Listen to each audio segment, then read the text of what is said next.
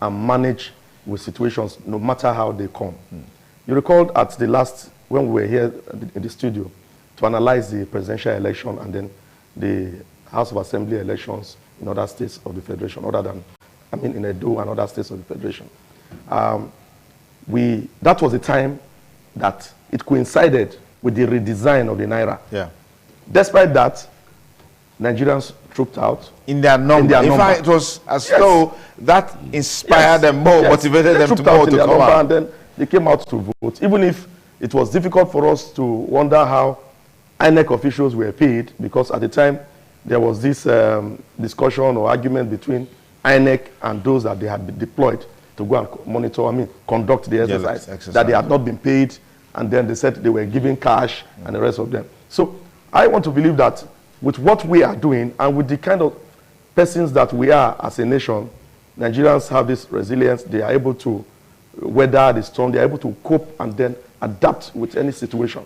That they will come out, no matter the distance, to go and cast their votes. And then particularly with this education and the sensitization that we are giving from the studio here, I must commend ITV for what it's been doing over the years consistently, at least giving updates of what is happening in the various polling units, in the various senatorial districts, and then, of course, the local government. So that when people see what is going on, of course, we've not had, and I pray, we've not had any misconduct, we've not gotten any case of insecurity in any way, and we pray that this is sustained till the end of the day. Why it is also correct that it is too early to judge how and the outcome of this election, whether it's going to be peaceful, whether it's going to be the way it is, and then whether the INEC is going to live up to its bidding.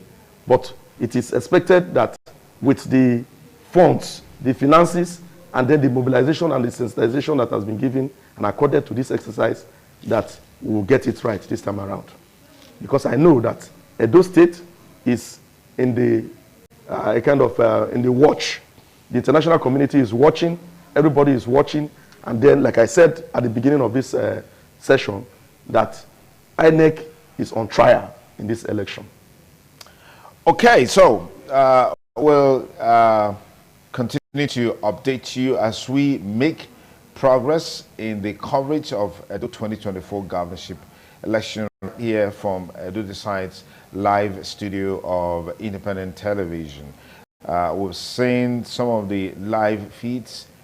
Some are still at the elemental stage where people are trooping in to get accredited and cast their votes. Like is always the case, that happens where the initial stage you have some skeletal presence, but I'm sure as the day matures, we'll have more people at the voting centers. We saw this earlier at Ikpobaha local government. Accreditation and voting is already going on, and you can see the crowd as well. We hope that it will also improve far more than this as we make progress in the exercise. NYSC are on duty. Of course, a couple of security agents also around just to ensure that there is adequate security cover, and this exercise goes on peacefully. Well, it's too early in the day to conclude that the turnout is not encouraging. We're hoping that as we make progress, as the day goes by, more and more people who are on their way to the voting centers will certainly take advantage of the opportunity to cast their vote for the candidate of their choice. Brother Lakwe, you want to say something on this? Yeah, about the voter apathy, right? Yeah. The fact there's no vote. We can't say there's voter apathy now. We can't say there's voter apathy now because it's still too early in the day. Yeah. The truth of the matter is this: to tell you outside the truth, the last election that took place in this country, that brought in the incumbent government, the enthusiasm, that election, the faith of the people, and everything was on a high esteem.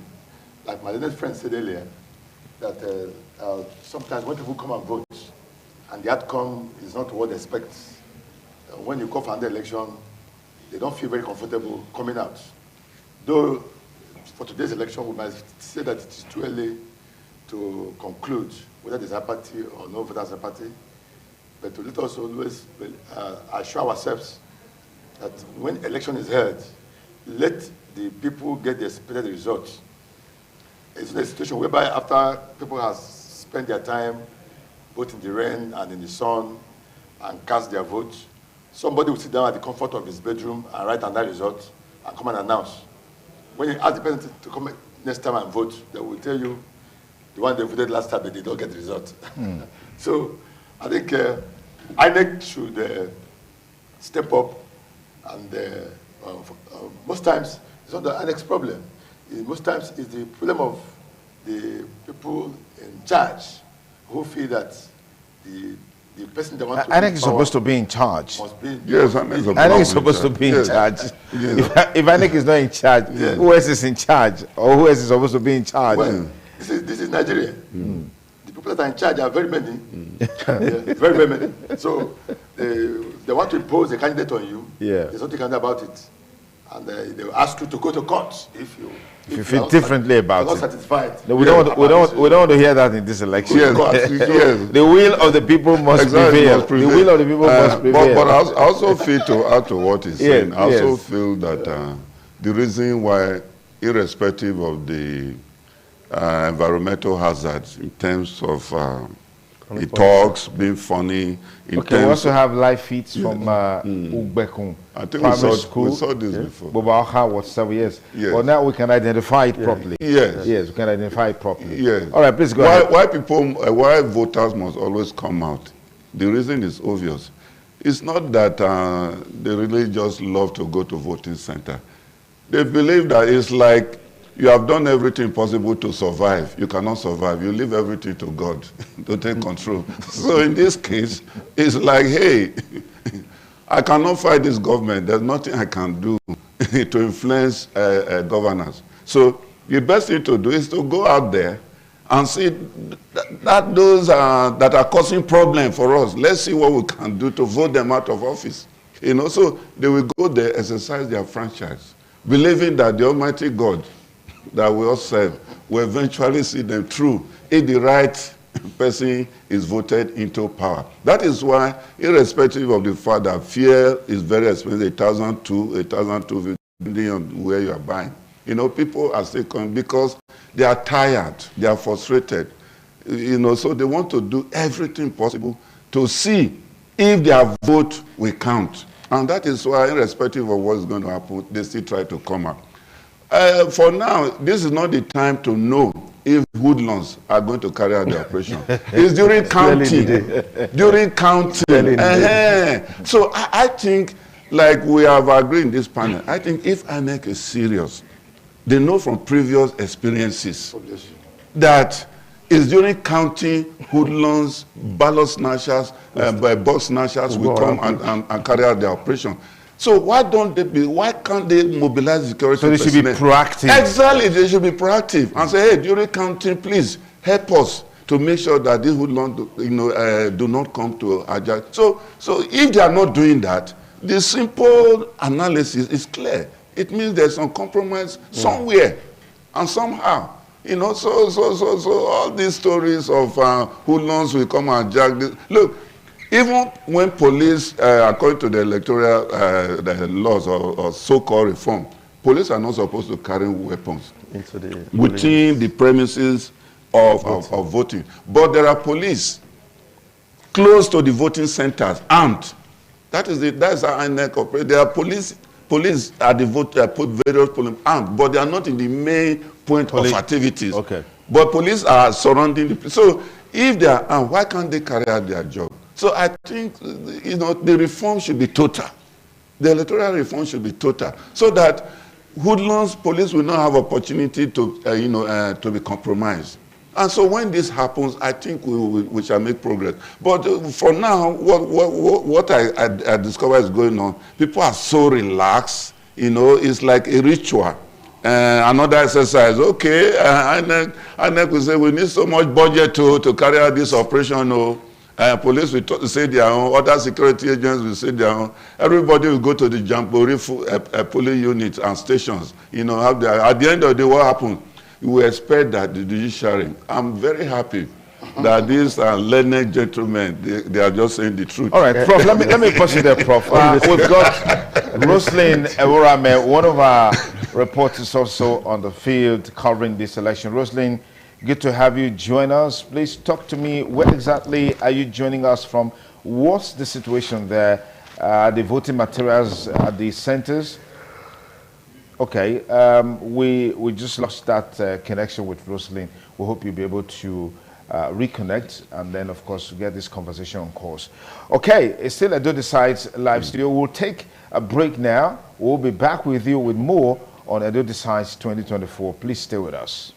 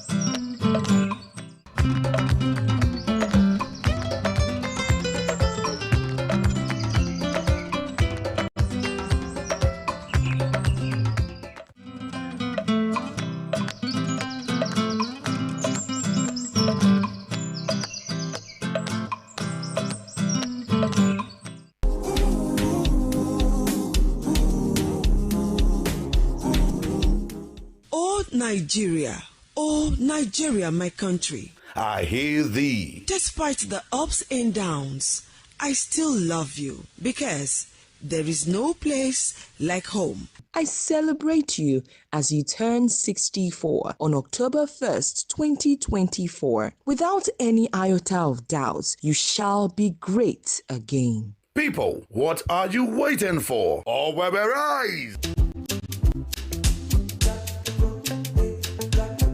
Partnering with us. Tweak Real Estate Firm Limited. Dealers in landed properties with estate in the following communities: Treasure Gate Estate, Agba Road, 8.5 million. Rose of Sharon Estate, Urokoko, Ekema Road, 2.5 million. Fresh Dew Estate, Off Airport Road, 2.5 million. Vision Estate, Ahol Community, Aduawa Bypass, 2.5 million. Office address, 4B Arosa Street, off Sokomba Road, Benin City. Moses and Grace College of Health Science and Technology, Benin City, now fully accredited as Information and Resource Center to iconic Open University, Sokoto State. Approved program by National Universities Commission, Nursing Science, Public Health, Health Information Management, Computer and Information Technology, Software Engineering, English Language and Literature, Arabic Language, Accounting, Business Administration, Public Administration, International Relations and Diplomacy, Criminology and Security Studies, Mass Communication, Islamic Studies. Our graduates are eligible for NYSC. For inquiry, contact 3rd Richard Street, Obe off Sapler Road, near Rock of Ages Church, Benin City. Educare Properties Ventures Limited, located at number 23 Area Street, off Sokomba Road, Edward Broad Plaza. Properties available at Success Garden Estate, Ugbo Gyobo Naifo, Convenant Garden Estate, Iguye, Wealth Garden Estate, Ogwa, Progress Garden Estate, Igwa Monsiloko Road, Flourish Garden Estate, Igwo Shodin, Dominio Garden Estate, Uzala. Bulldozers available for rent. Do you wish to study in Canada, Australia and United Kingdom and lots more? Ronald Partners is offering an opportunity to study in Canada, Australia and United Kingdom. Ronald Partners Global Education Fair will be live in Benin City to guide you on how to secure admission for undergraduate and master's programs. It's an opportunity to meet one-on-one with representatives of over 40 attending universities to ask questions about booking sessions. Wednesday, 11th September, 6 p.m. to 9 p.m. Thursday, 12th September, 9 a.m. to 11 a.m. Oh, where?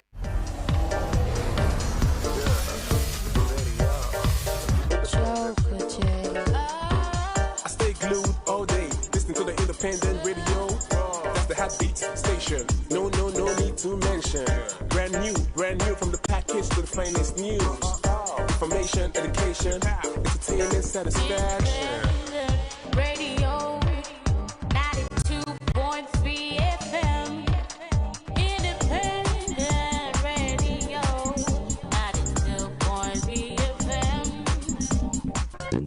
Radio 92.3.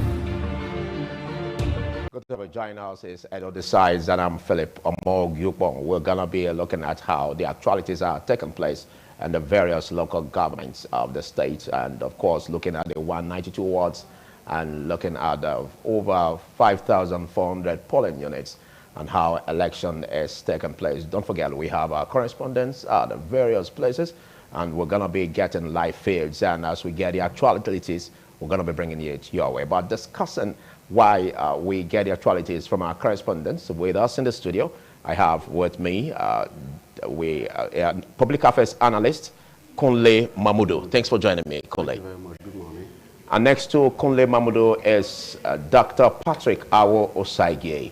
Awo Osagie is also a legal practitioner. Good to have you, Joy. It's a pleasure having me. Thank you for having me. And of course, we also have a legal practitioner in the person of Reverend Greg Yayi. Greg Yayi. Thank you. Good to have you join Greg Yayi. Yes. Nice. All right, let's look at how things are going. Prior to the elections, a lot has been said as regards how the electorate will get it right. Starting with you, Mahmoud Kunle. What do you see as defining this election so far, looking at the perspective of the electorate and what they want to change? Okay, but before we get to you, let's quickly get to the fields. We're getting live fields and reports from Roslyn, who is one of our correspondents from the field. And so, Roslyn, can you please give us the actualities of what is happening in your polling unit? Yes, I'm here currently in the Kobaoka local government area, Ward 7, Ubeku Primary School. Voting has commenced. The electorate are on queue to cast their vote. Electoral materials arrived here as early as 7 a.m. in the morning, and they are all here to exercise their franchise. The exercise is going on smoothly. There is security men on the ground to ensure that there is no breakdown of law and order. Okay, can you also tell us if they've started in terms of the verification, and let's get the functionality of the beavers if there are issues in that regard?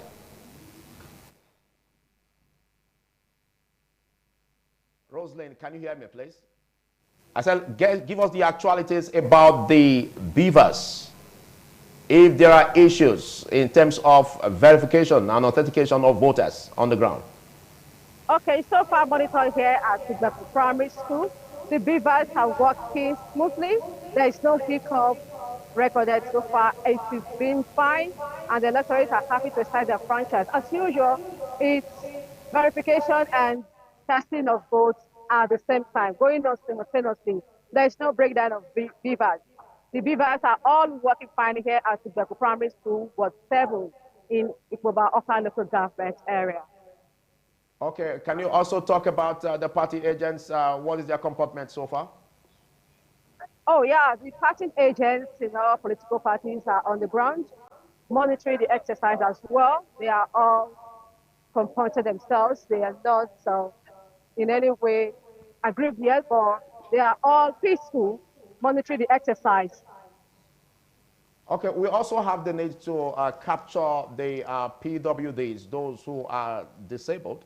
And have you been able to get across to any of them and see if they're having any issues as regards challenges? Pardon?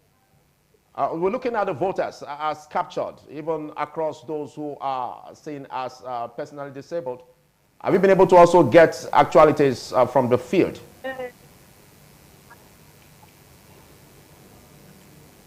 Okay, let's also assess what you've seen so far in other polling units.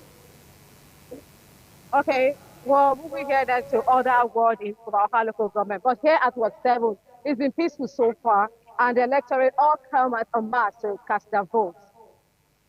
Thank you. That's Ikobaoka Ward 7, and Roselyn Eborame is the correspondent in that. And as we get more actualities, we'll bring it your way. We're going to be also having actualities from Don General, who is also a correspondent in one of the polling units. Good morning, Don General. Don General, can you hear me? Philip, how you doing in the studio right there? Great, awesome, good to see you. Can you please tell us how things are panning out in your unit, where you are covering? All right, Nigerians, thank you for staying with us. It's the EDO Governor Election 2024.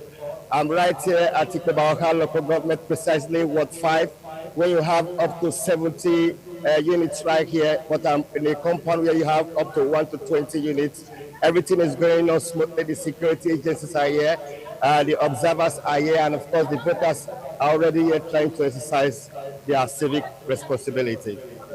Can you tell us about the numbers in terms of the voters? Political parties are also right here to also monitor the process right here. But quickly, let me talk to some of the party agents. Please, can I have any of the party agents right here? How you doing? I'm fine. How's everything? Please, what's your name? I'm Idausa Samuel. Idausa Samuel. Yes. You are party from agent the of APC. APC. How's the process going on right here? Very fine. Peaceful. Peaceful. Tell us maybe the arrival of the INEC officials and of course the security. Okay, the arrival of the INEC officials, I think they came on time and everything just went on time. Exactly 8 o'clock, voting started. And as you can see, they are all happy. And the securities are on ground.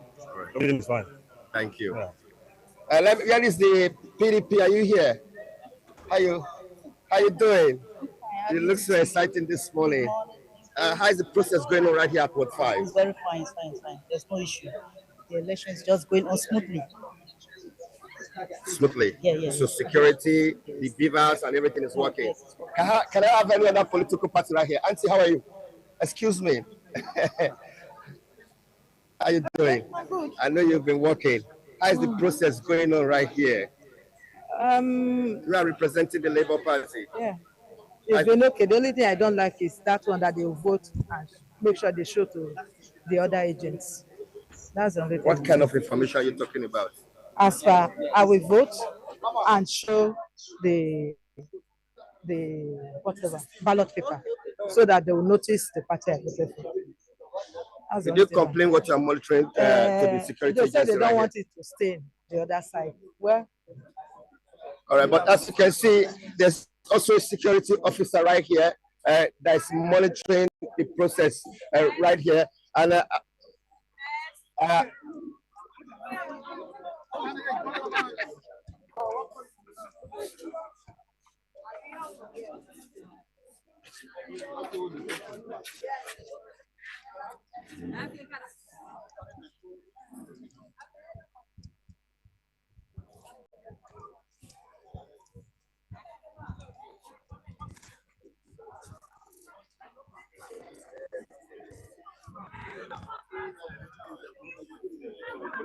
are you still there, Philip? Good morning. Good morning. Good morning. Good morning. What are you in the place you are covering. Let's also make sure that they are not cut off from the process. Very well. Thank you. Okay, it's not. There's no problem with the previous machine. Okay. How do you see the process? Everything is going on smoothly. Yes. Thank you. Mommy, how are you? What did you notice for the place? Everywhere is peaceful. It's peaceful, yes, sir. Very, very peaceful.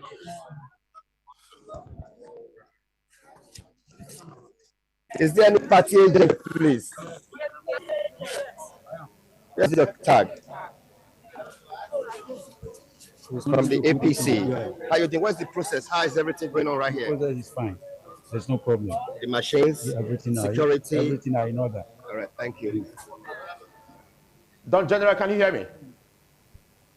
I can hear you, Philip. I can hear you. Okay, Don General, have you been able to see persons with disabilities to make sure that they are not also cut off from the electoral process? Because I want actualities as regards what they are having in terms of the conduct. Philip, I can't hear you. Please come again.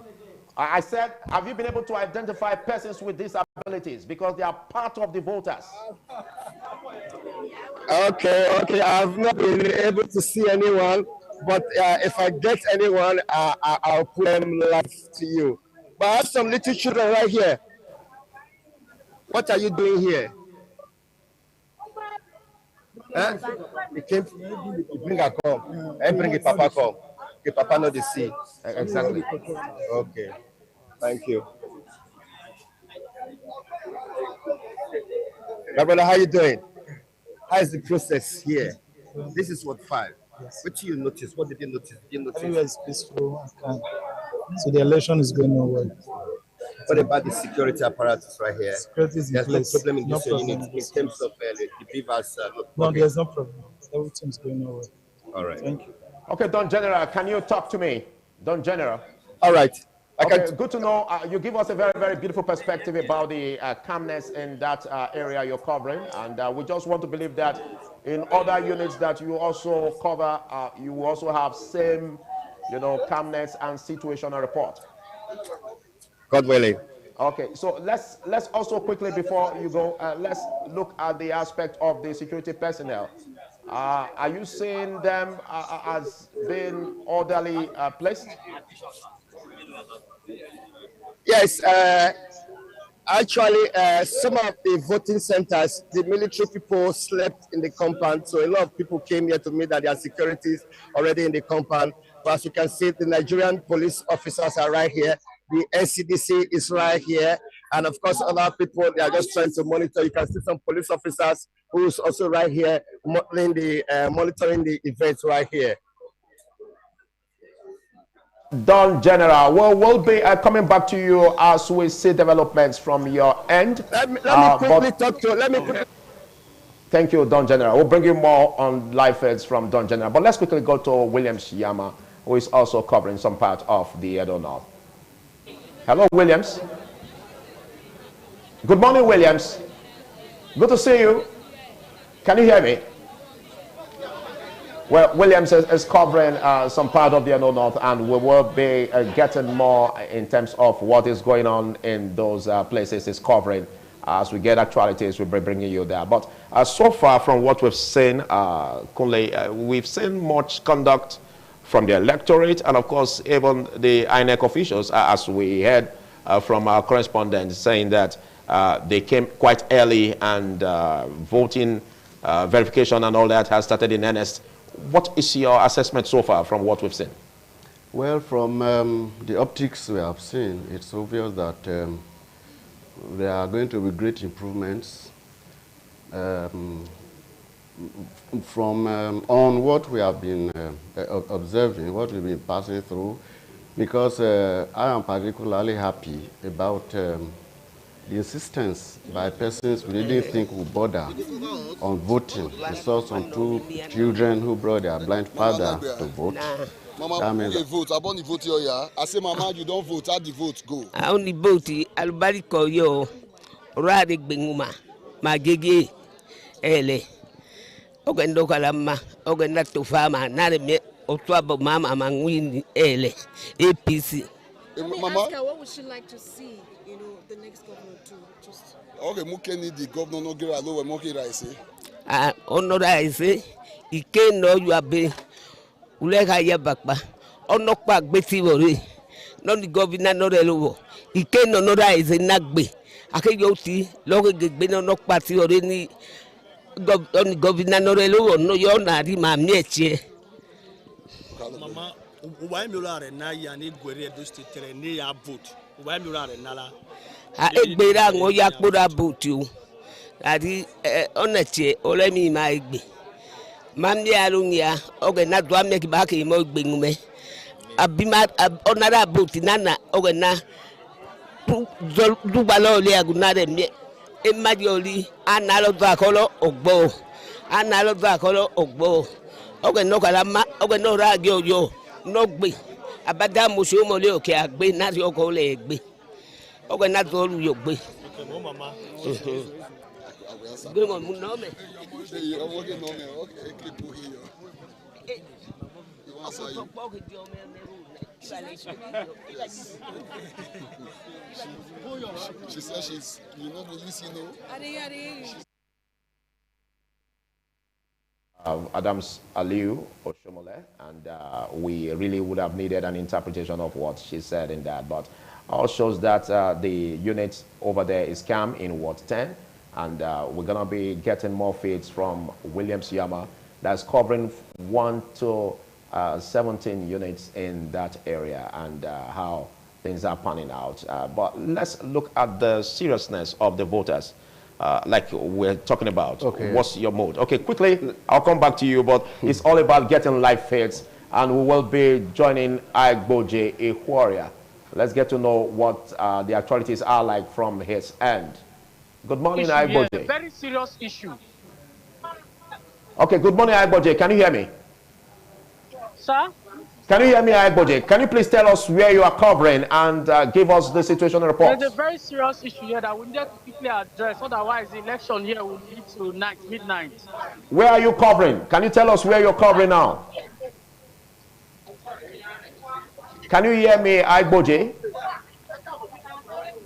Well, that's Aigboje Warrior, and he is saying that there are serious issues that could be threatening the electoral process in where he is covering, and we basically will bring you details of that as soon as we are able to establish contact. But can you still hear me now, Aigboje? Yes, I am with you, Philip. Good morning. Okay, Aigboje, you said earlier that there are serious issues. What are the threats? And what ward are you covering? Philip, can you tell us where you are covering, first of all? This is Ward 10 in Owan West local government area. Currently, as I speak with you, all the polling units around this area, they've not gotten electoral materials, owing to the fact that some of the agents are saying that the officials of the Independent National Electoral Commission have said that the money given to them for allowances for feeding and otherwise, that they are bad currencies, they are not good. And if they are not being changed for them, they are not going out to conduct elections. It's past 9, almost 10 o'clock this morning. The people are still outside waiting in the various polling units across this ward in this local government area. The core members are insisting that they are not going out, they are not conducting any elections. If the allowances given to them are not changed, that they gave them bad currencies that they cannot spend. Okay, Aigboje Kwara, if I got you correctly, you are from Owan West. You are speaking from Owan West. Ward 10? Yes, yes, Ward 10, very correct. Okay, and you said they have issues as regards payment, and so because of that, they are not even starting off as expected. So what's the comportment of the voters in that place you are covering? What is their comportment like? The gate into the RAC center where you have the materials currently is closed. Like you can see, if you look far behind me, you will be seeing the gate. Now, the electorate are standing outside while security officials are trying to put the situation under control. Okay, Aigboje Warrior. That they are going to resolve the issue as soon as possible. Okay, Agbonekora, you will also do well by helping to speak with the presiding officer. Let's get also the view of the presiding officer on why there are these challenges and how soon are they expecting materials or kickstarting the process in that ward and unit. Of course, Philip, we went looking for the person in charge, the electoral officer in charge. It was said that she has returned to the office to see if she can get better currencies to do change for them so that the process can commence. But it's quite worrisome that people are outside waiting to cast their vote, and we have some other people saying that they were not given clean errand notes as allowances for feeding, and therefore they are not going to kickstart the process. And if this continues for some time, of course, it's going to lead to late commencement of the election. And you know what that means? Possibly we'll now go into late hours of voting and collation, and you know that this is not too good for the process. Thank you very much. Can you also tell us the position of the party agents? Have you been able to identify any of them and what they have to say in this? Okay, that was Agbode Korea from Owan West Ward 10, and we'll be getting more development from that end, but quite embarrassing and unfortunate. We just got a hint of the currencies being given they say they are bad notes. And for that, they won't start off the election. What are your comments in all this so far, Akonle? Well, I think apart from this little hitch we have had, all other places seem to be going on well. Elections are going on well. But this, I think, is something that will be settled in a very brief moment, because we are told that the election officer has gone in search of cleaner notes. And then that word will be settled and voting will commence. I'm particularly happy at the turnout in the various polling booths we have seen so far, and I think that it will be a good day. Okay, let's get your comment on that, Dr. Patrick. Well, it's obvious that activities have started, like we have seen and we've heard from your reporters and at the various polling units. And then my challenge is always, I don't believe in this fire brigade approach to things. We know these people we need to pay money, and you are bringing bad notes. Who was responsible for that? In as much as we want to say, well, we should, it's one of those things, but it's an election that has been planned for. I believe we have our access to get cleaner notes that could, be paid to them. And then from all indication, it always turned out from the beginning well. We hope this to be sustained. It's still early, wrong folks will not want to show themselves immediately, but we don't pray for that, because obviously all elections start well, so it's always the way. Let them sustain it, and the law enforcement agents on the various units, they should. I'm impressed that they said the soldiers even slept some of the locations where they are going to be carrying out the conduct of this election. Okay. But my own is always that it should be sustained. Sustainability in this regard is what we should hope for, and not whether it's turning out or beginning well. We always begin well. All right, good enough. We saw from earlier reports on the other units, and wards across the local government and the state, where they said it came out in numbers and peaceful. I want your perspective on that, because we know basically we can't get 100%, but though we thrive towards that. So what are your impressions? Greg Iyai. I think our voters have always conducted themselves very well, and we are glad in this election that they are proving that. My worry is that INEC should do the needful and redeem its name. The issue of paying people with bad notes, and that one impacting on the electoral process. I mean, it's worrisome, because this is the only election they are conducting today all over the nation. So there's really no need for that. And the other perspective is something you hinted on, because I am very concerned about people with disabilities.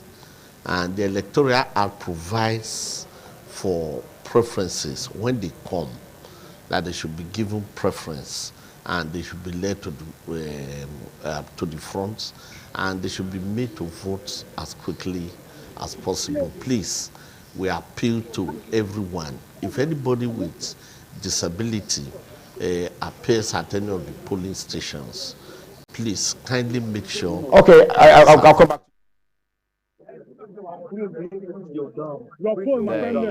All Progressives Congress, the gubernatorial candidate, Senator Mondo Kwebolo, being granted an interview, and let's get to know much on that.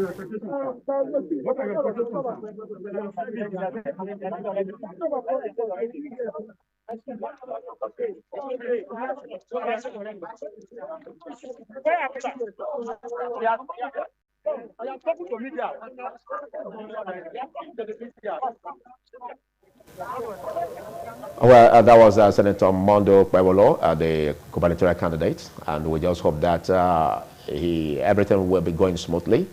Looking at what we're having, though we have reports in some places where they are not starting early because of band notes that were not clean enough for the NEC officials. But well, let's quickly get back to the field. Let's look at what is happening in this, from what you've perceived happening so far. We're going to be having more live feeds, and as we have that, we're going to be bringing it your way. So let's get your perception as regards the need for us to make sure that this election is violence-free. We have numbers of security agents being posted already to make sure that this happens. Yes. As I said earlier, there are signs that it's going to be a good day. The few hitches we have seen should not make us think otherwise, because both the voters and the politicians are looking forward to a successful election, and I think it's okay. I may wish to add that the mother of the former governor, Adams Oshomole, was saying there that she was praying to God that we should have a successful election, and may the winner outdo whoever is leaving office now, so that those states will continue to grow. Okay, thank you. I'll come back to you. As we can see, Senator Mondo Kwebolo of the APC, the gubernatorial candidate of the APC, is about casting his vote.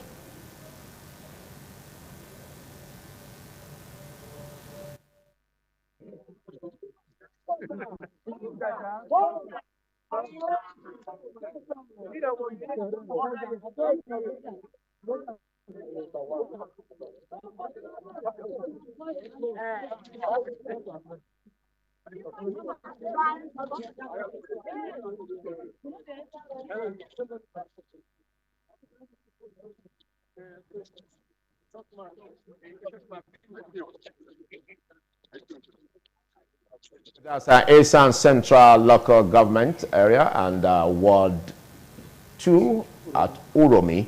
And that's what we have there, where the gubernatorial candidate of the APC just casted his vote. And we also get more from other areas. But this again shows so far we've not been able to identify any violence, you know, in all of these units that have been covered, but only the aspect where bad banknotes were given to INEC officials in some parts of the Edo North. But we didn't witness this in other parts where the INEC officials have been on the ground, making sure that things work well.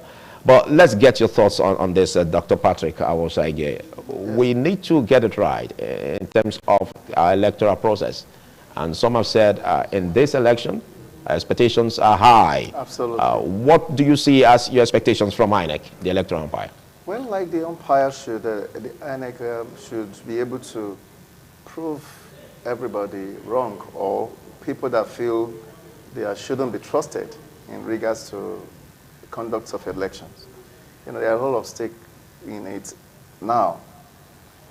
From the way they're showing now, we could say, well, it seems as if things are all good and fine. You know, like I did said, I would not jump into conclusion, you know, because it always starts well. You know, when you get into a process like this, everything goes well.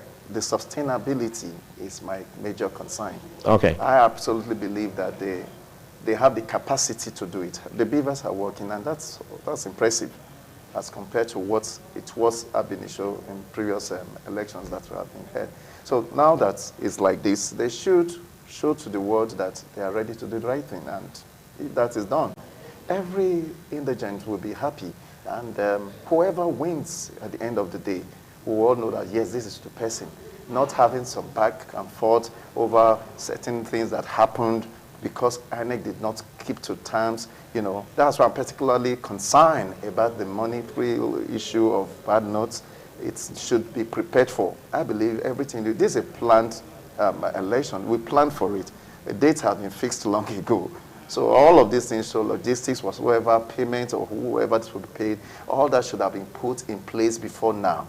And if things are done this way, very soon you now hear, oh, the woman didn't get vehicle to convey her back, stuff like that. So people begin to think otherwise. I would think that way. But was it not also expected that they can be paid via their accounts? Maybe. Must it be in cash? That's another way. You know, that's exactly. why it's all, so all again, the shenanigans around the payment is exactly. what I'm concerned about. That if these persons have a mark for this service, you pay me in my account. So the idea of bringing cash is, you know, still the same monetary thing. If you don't do well, I do something or something. So it looks like that. And that's why we should not, you know, just a light slide. I think it's something to worry about. That's okay, we don't know about other areas, but it may be possible that as we get to screenshot other areas and we may see such actualities. But let's get your thoughts, Greg Iyayi. We have 17 males in this election as gubernatorial candidates of their parties, and a woman making 18 in it all. Yeah. Some have said that this is being streamlined into a 3-horse race in Edo State. Do you concur? I don't think so. I've always believed, and that's the position of the law, that each contestant is a potential governor and should be seen as that. So before us are 18 potential governors, and majority of them might be male, but the lady is a potential governor. So, and it should be seen, and she should be treated that way, because that is the position of the law. And the earlier we reconcile ourselves with this reality, I think the better it would be for, let's give all of them a chance. And then whoever wins at the end of the day, we will all join hands with the person and build the state. Because it's not about a particular candidate, it's about the state. But my own take is that the most qualified among them, and who is going to work for us, male or female, should be the one that we will choose. They have espoused their policies, their programs, and I think we have had enough time to really familiarize ourselves with them. And then today, EDO decides. We'll decide who is going to be the next occupant of Osadebe Avenue. Okay.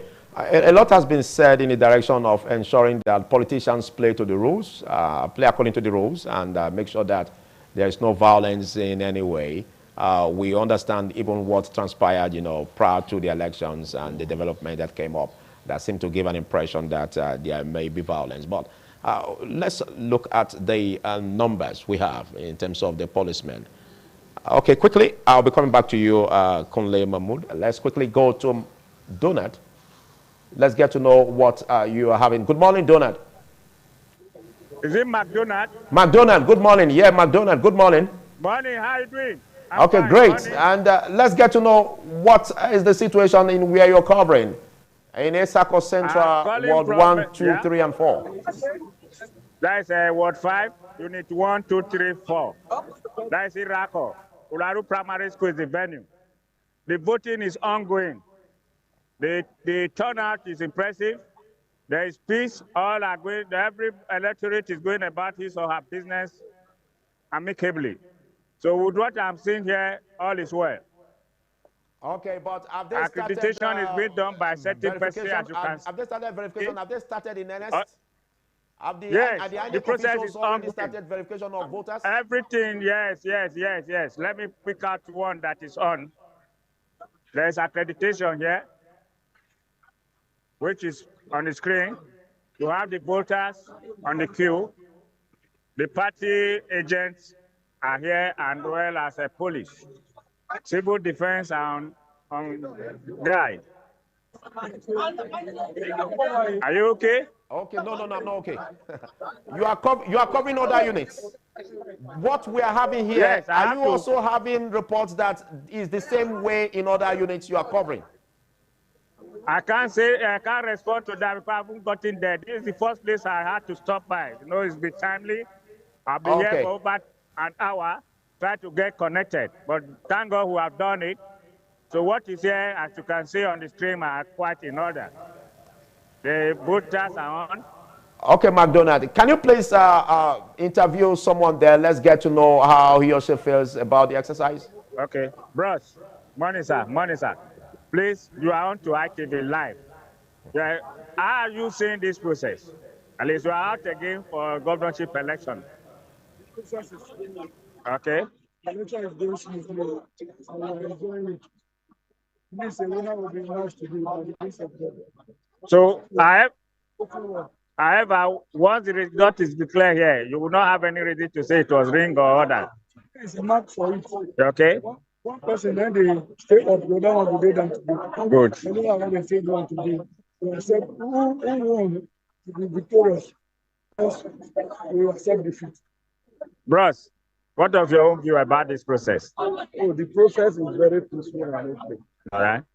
This Ward 5 leader, which I'm frustrated. Okay. And our being here, we are making and the voting process is passive by himself. Hello? Patrick, are you getting it right now? McDonald, can you hear me? McDonald, yeah? I'm with you. Yeah. Okay. I'm sure you got the reaction from two of the no problem about that. McDonald, please, can you just let us know, have you been able to interact with persons with disabilities and to see any complaints they have? Have you been able to speak with persons with disabilities? If you can find any. Let me watch. I haven't seen any. Okay, you've not seen any. On the screen. Okay, let me check. Let's get to know. I haven't been able to see any. Okay, while you are going about that, mama. Let's get to know. Hold on. This mama is one of them. Mama. Abi, Ogboni weather. Only voting Aburolo. So let me interpret what she just told me. And I said the process is in order, all is well and is peaceful compared to what they used to have. Are you getting me? Yes, I can get you. Okay, McDonald, okay. Before I take a pause on talking with you. Are you with me, McDonald? Yeah, I can hear you. Hello? Go ahead interviewing the woman. Okay, Mama. She's using my language, so I'm interpreting for her. The more we am on election. She just said the election is good and it's forward movement. So nothing like retrogression. All is well over here. McDonald, quickly. Hello? Can you tell us, because we know basically that there's a menace we're trying to tackle, the aspect of vote buying. Have you seen any trace of that? What? Come again? Okay, I'll come back to you as developments unfold. Thank you, McDonald. That was McDonald, and we'll get in more from him and, of course, other correspondents on the capture of the electoral process. Well, vote buying has been a challenge for us. Dr. Patrick, do you see the possibility of this also manifesting or unfolding? Well, human behavior is dealing with things that may not be in order, except laws are there to strengthen or put a stop to it, you know. The obesity thing, the attitude of people, the way they behave, and desperation. So the fact that we've spoken so much about it, we need to monitor, we need to guide, we need to, like you just asked. So people don't really have their own will to speak. You know, they feel the election is for them. And I think that has always been the major challenge. Back then, we could have done it like we were having a discussion. You wouldn't do that in the United States now, for instance, saying, oh, we want to start having to part with money. And you know, poverty has been so weaponized over time, and the people have seen themselves as willing, you know, subjects to whoever is governor or whoever sits at the ends of affairs. I think that has always been the issue. So, but right now, from what the showing is like making the people feel they are part of it now.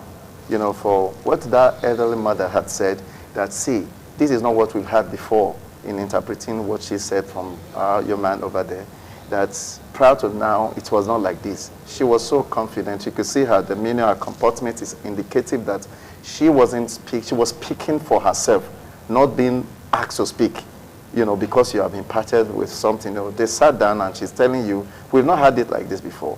So we just hope and pray that some persons will not want to, not that intentions will not be there, that it will not materialize. I think that is basically what we should hope for.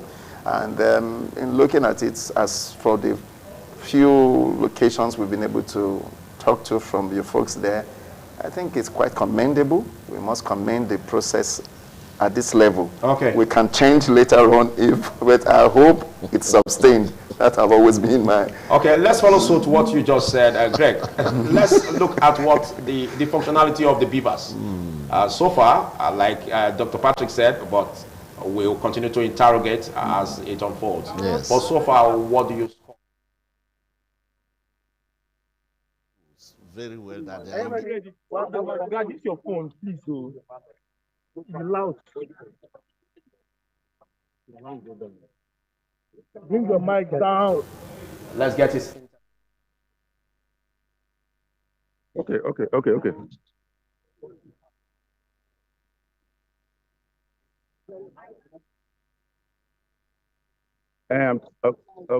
I'm trying to get.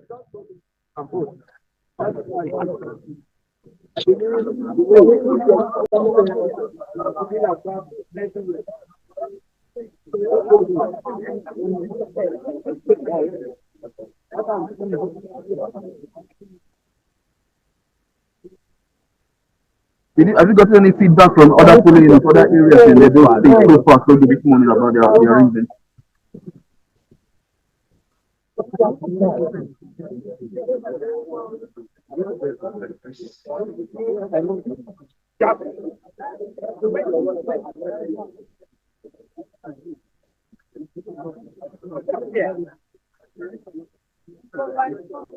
There were concerns about security in general. I know you've been in Benin for the last few days. About security.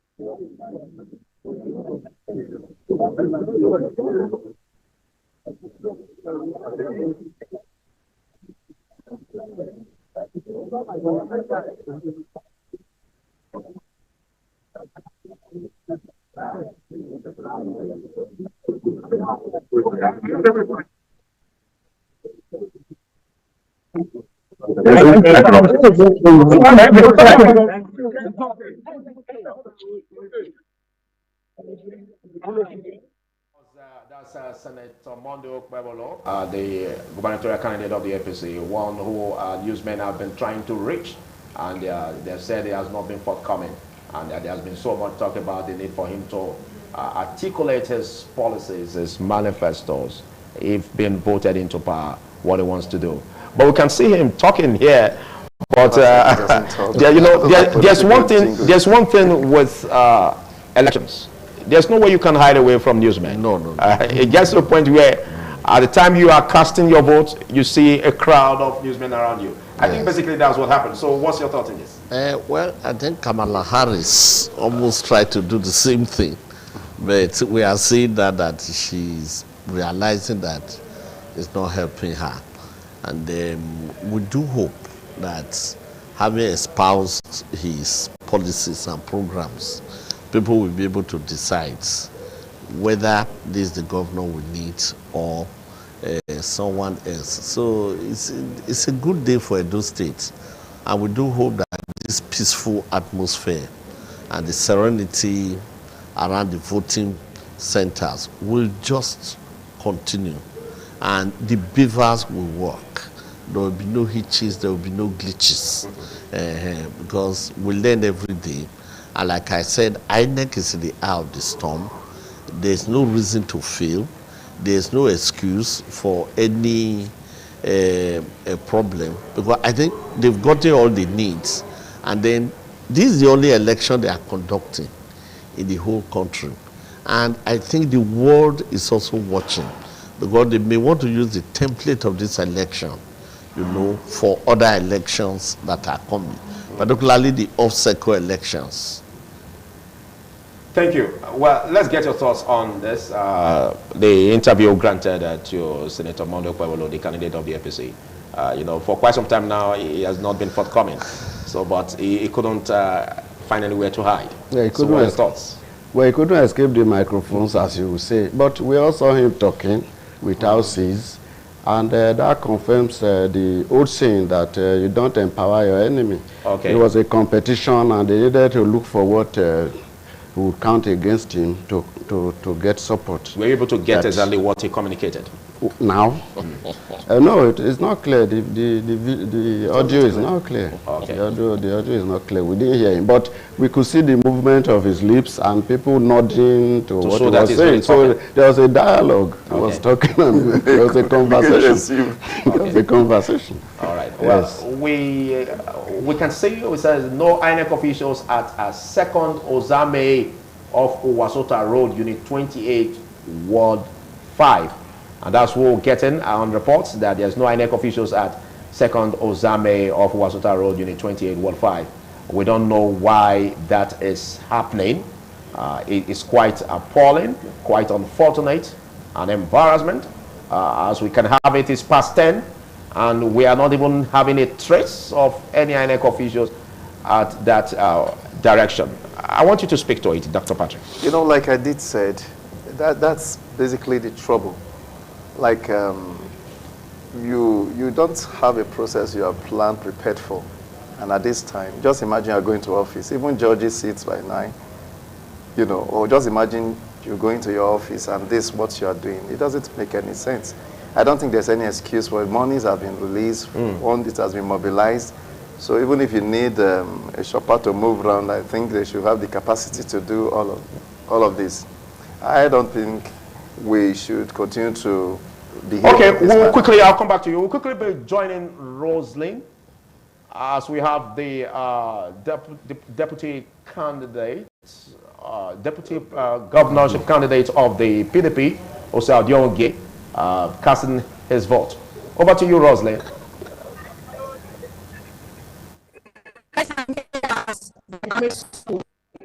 Area. I'm currently at Ward 7. Governorship candidates on the queue alongside of the responsibility. The voting exercise is ongoing and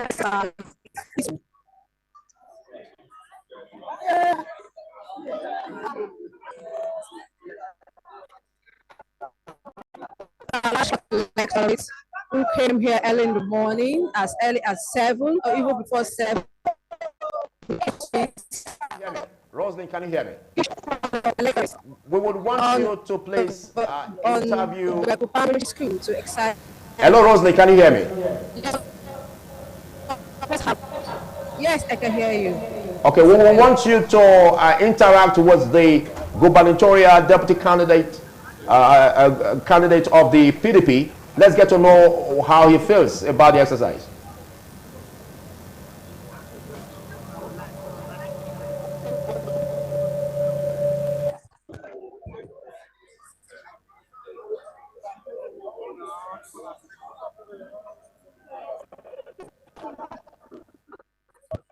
Okay, let's see. Let's hear the story. Here the exercise started. Let's give us his view on the process so far. Let me concentrate on both.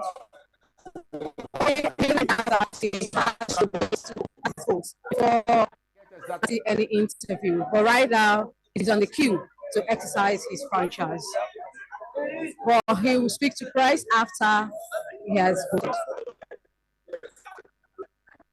Is he saying he can't speak with you now? But we he expect said he that can't speak with he me comes right up and now, also give but us a feel of how the exercise is. Well, as much as we can get more on that, we'll be bringing your way. And don't forget, we have political parties in this, 18 of them, and of course feeding their candidates. And as we get that, we'll bring it your way. Let's continue on the aspect of getting it right for the electorate to come out in mass and make sure that they are able to, stamp their presence in order to take charge of governance on who gets to Sadebe Avenue. What are your thoughts and your encouragement for the electorate? Okay, INEC has received a lot of bashing before now, and I can see that the body is up in an effort to redeem its image. And to that end, we have been following to see that they have been making a lot of preparations, materials are adequately distributed, and then they intend to use this, as I hope, to teach the world that INEC can conduct credible elections. But we can see in some places like the one where we said it was reported that there was no presence of any INEC official. Yes. At Wasota, at Ozame, yes, of Wasota Road, Unit 28. Yes. As I say always, many times you don't get 100% success or inclusivity. But with time, I think that these things will be corrected. The persons at that polling, the world may have problems getting to the station. I hope that they will get there later. It's after 10. So between now and 12, I hope that elections will take place everywhere. I am positive in this matter because I know how those state people feel. They've been shortchanged for a long time, and I want to associate with them to ensure that we get it right this time and life gets better for everybody.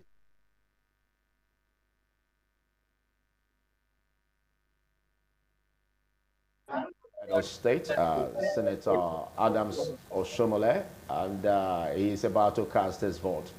We basically would be getting on that.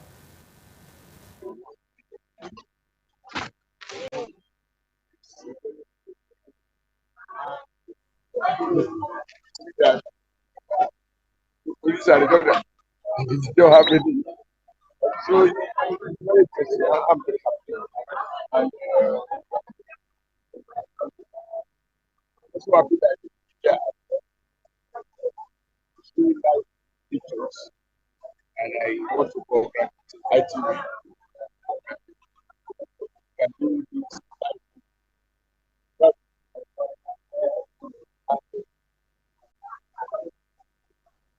I guess like me, other people watching television. So the thing is peaceful.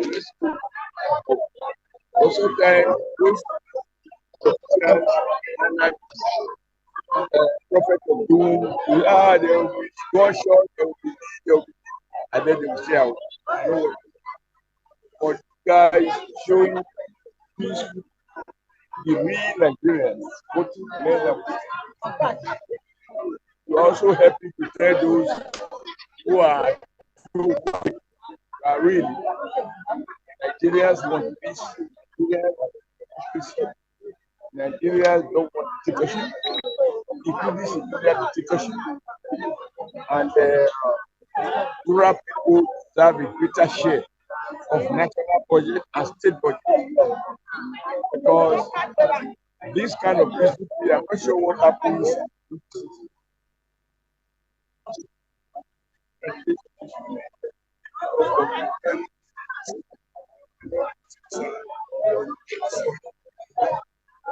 So that for me, as a consequence, rural people going to this way. What in return they get should be that they get compassionate development, particularly education, which is that. Why they are not going to farm. I pray that what is happening here is happening really for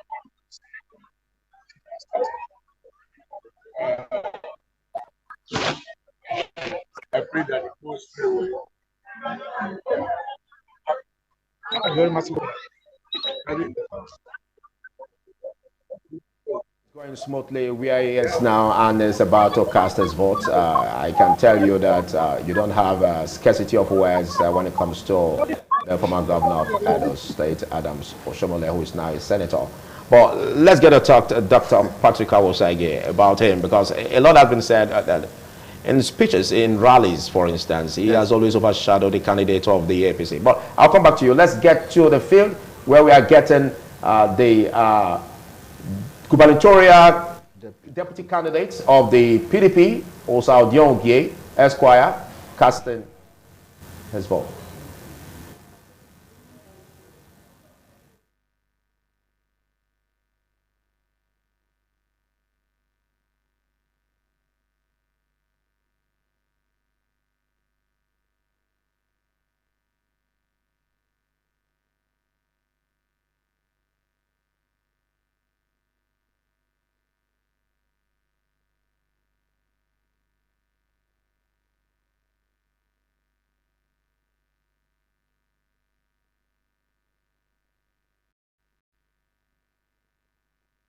The deputy gubernatorial candidate of the PDP, Osa Odiongie, is casting his vote, and it's quite important that we see this. There's a very historic, momentary event, you know, in the land of Edo State, where the people will have to come out and make sure that they determine who gets to Osadebe Avenue to continue in the taking of charge of governance of the state. And there's need for us to look at that. Don't forget, it's an open, secret ballot system. And as you can see, he's casting his vote in the cubicle where you can't really determine what. You can see him coming out and putting the ballot in the box.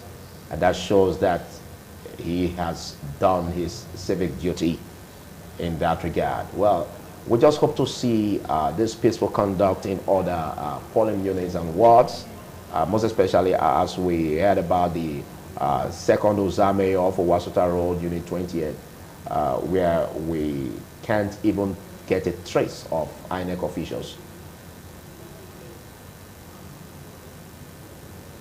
Okay, so we hope to also see much in this area as regards the conduct in other places. Don't forget, we'll also be bringing you more development even as the gubernatorial candidate of the PDP, Aswe Godalo, will also be doing that. And of course, that the Labour Party and other.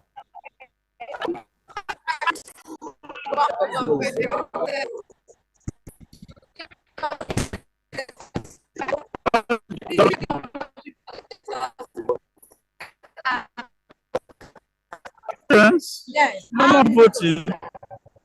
Early, this is the center. Accreditation started on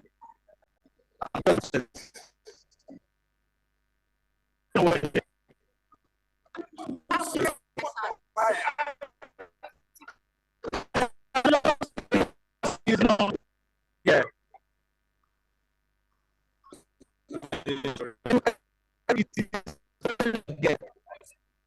Thank you.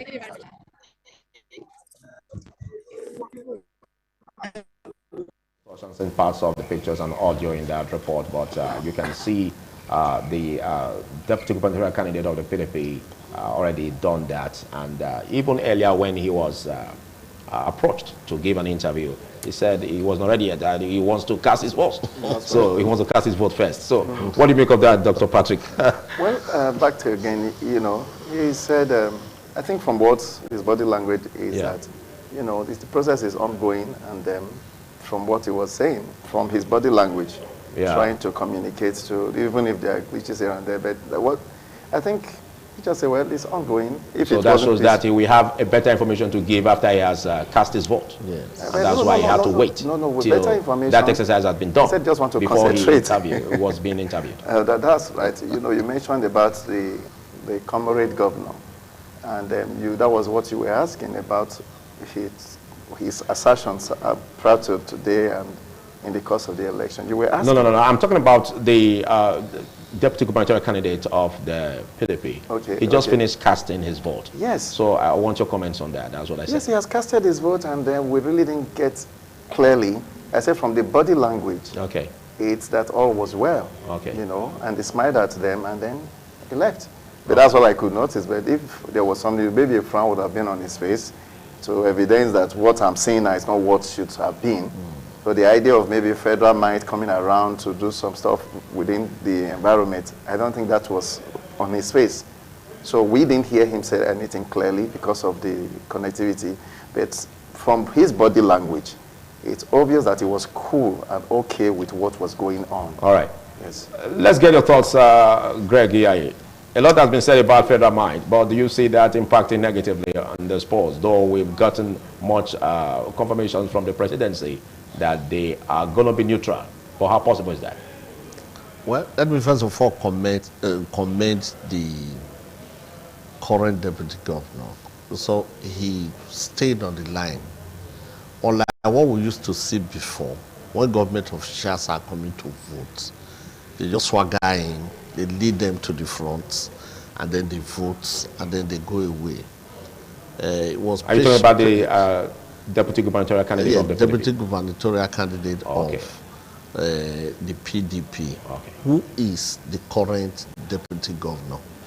He didn't look at his office, but he still went there. Is he the current deputy governor? You mean well, former secretary to the state government? Former secretary to the state government.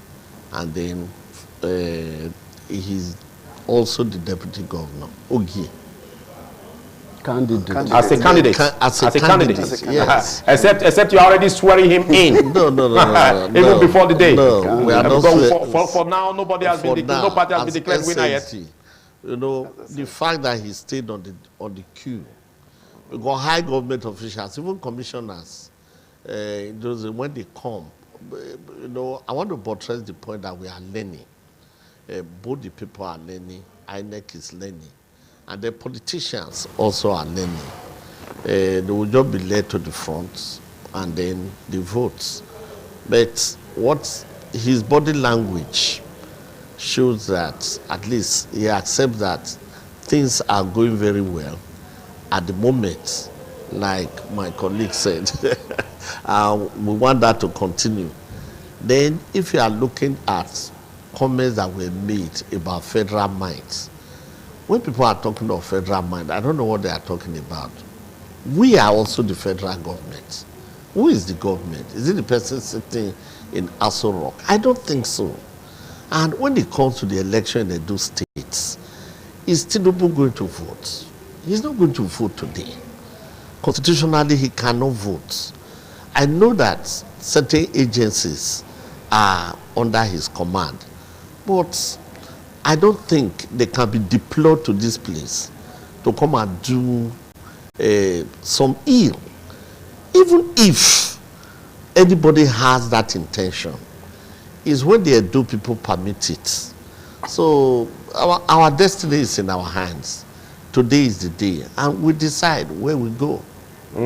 Whether we are going back to Egypt, whether we are remaining in the wilderness, whether we are going forward.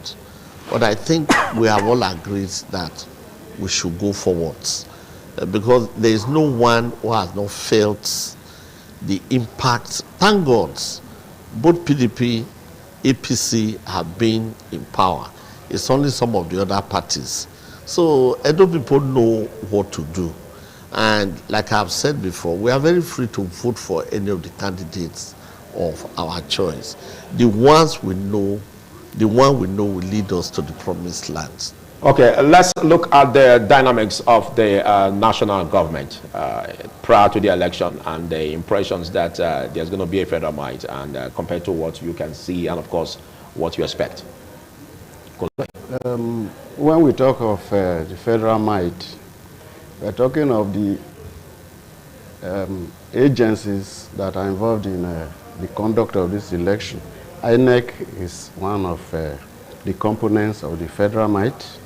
Nigerian police, the army, some other bodies that we may know of or not know of. So it's not true that the expectation is that federal government will come here to vote. It is the use of these agencies to manipulate, to effect certain results that they are interested in. That's what people mean when they say the federal might. But should they have the fears? Well, perhaps because of their past experiences, they have that fear. Because the federal might, as people say, is truly a federal might.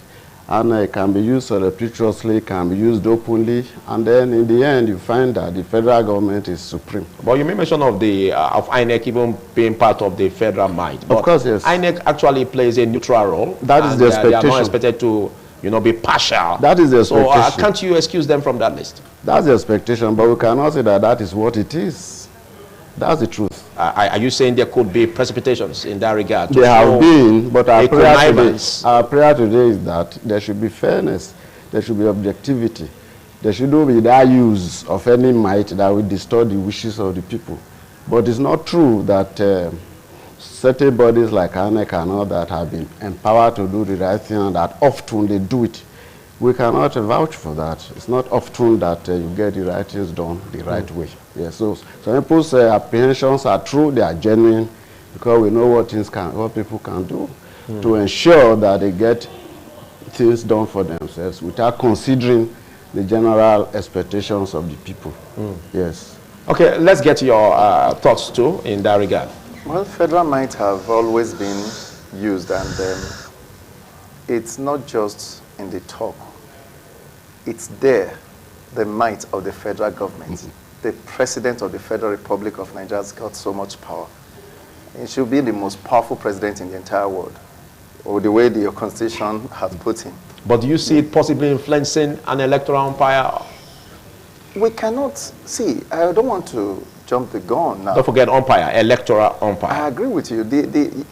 It's a possibility. It's a possibility. It all depends on what the president decides to do. Because the Constitution puts the president in a very, very powerful position to dictate a lot of stuff. But don't forget, we have electronic devices. We have the beavers. We have had the beavers. How does federal might come in? When people physically we have to come and identify themselves, be verified, and also vote? One-time chancellor of Germany. So how possible can the federal might do that? One-time chancellor of Germany, Joseph Stanley, he actually made a statement. He said the vote, he said the numbers means nothing. Those that count the numbers, they determine everything. In my addition to what Stanley said, those that control, those that count, somebody is going to count.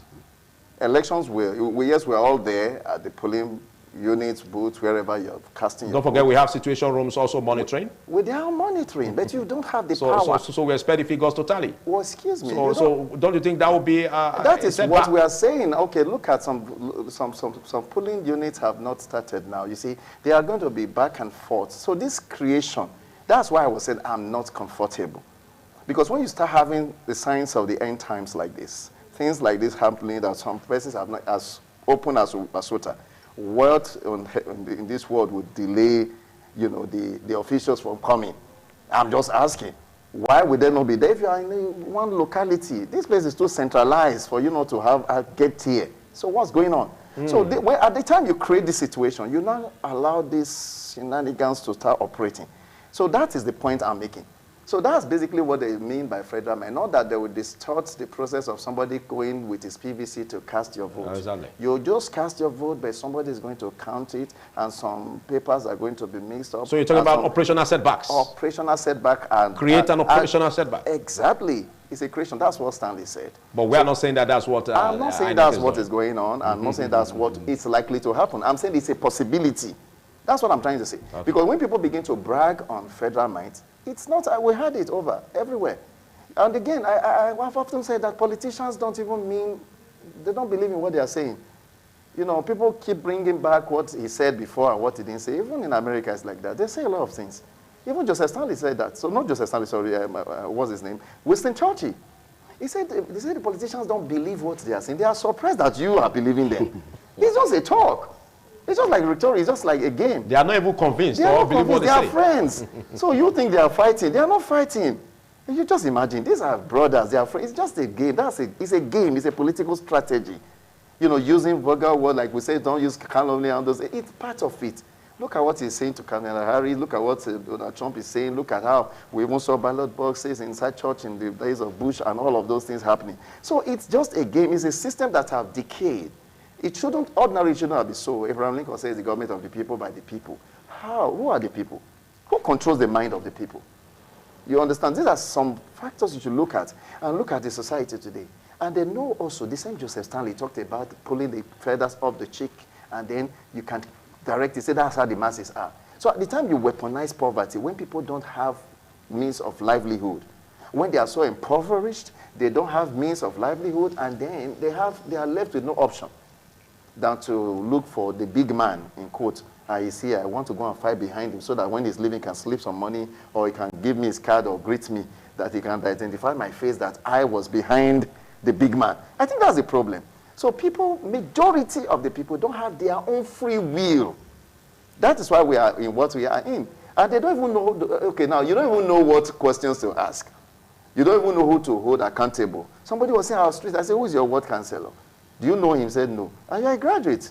You don't even ask questions. You see them poor grading road. You don't ask whose contractor is working here. You can report them. But nobody is doing that. We just keep complaining. I think that's the problem. Even the enlightened ones, the supposed schooled and enlightened people, that's how they comport themselves. Okay. So that's what gives rise to all this happening. And at the end of the day, we say federal might has worked. You could stop the federal might by following. Yes, you talked about it. Now, in court, there are documents you must tender.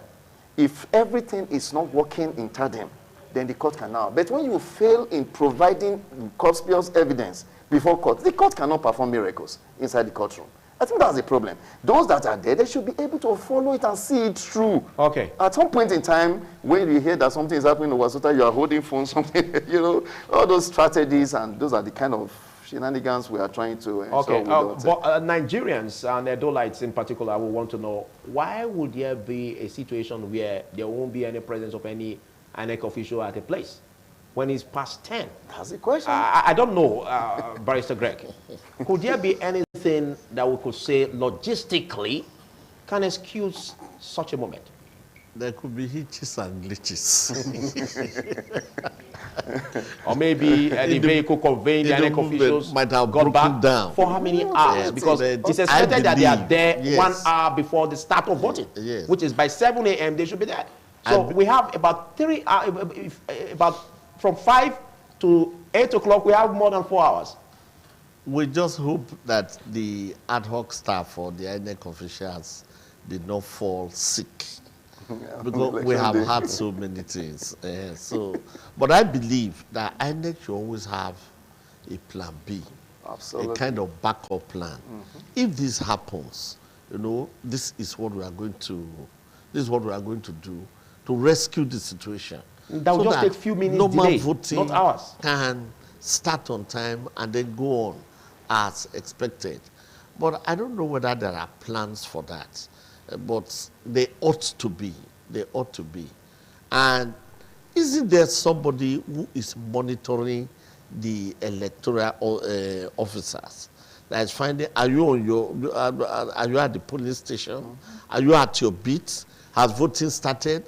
I believe there should be some form of supervision. Just like we have the PSC monitoring the police personnel. Exactly. Who will be making sure that things are in order? Do you have any problem? If there's any problem, what's the problem? And then you swing into action. I believe it's like a war room situation. And I don't know whether INEC has such. Otherwise, these kind of things, just within the city, a few meters away from us here.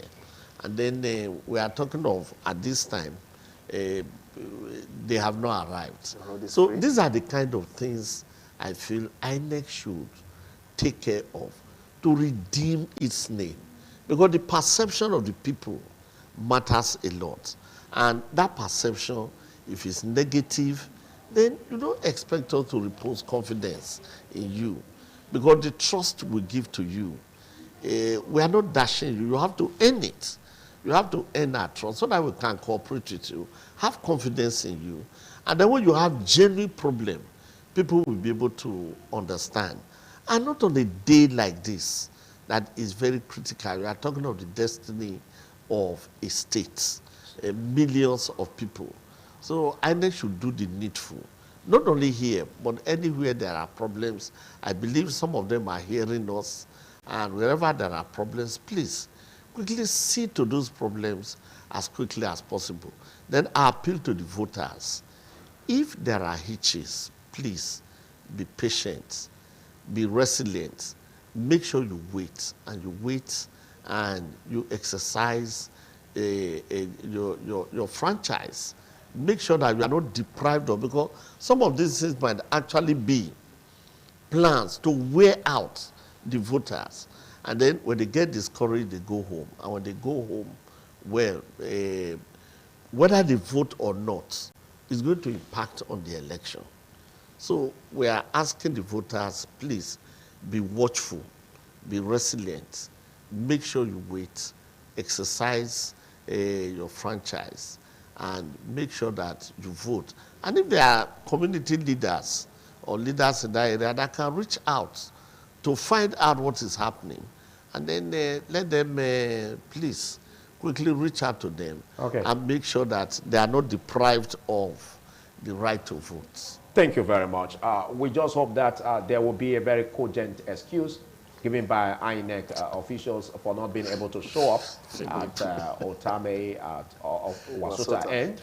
We just hope there's going to be a big excuse for that. But as we can see, there's no excuse that will be seen as tenable, because closing time ends at closing time for the election is 2:30, and so if they are coming late at 11, does it mean it's going to disrupt the closing time? Well, we don't know, but we just want to make sure that this election goes well, and it won't end up being inconclusive. So let's look at what you see as possible factors that could be responsible for disappearance of INEC officials in a given unit. Well, is it a unit or ward?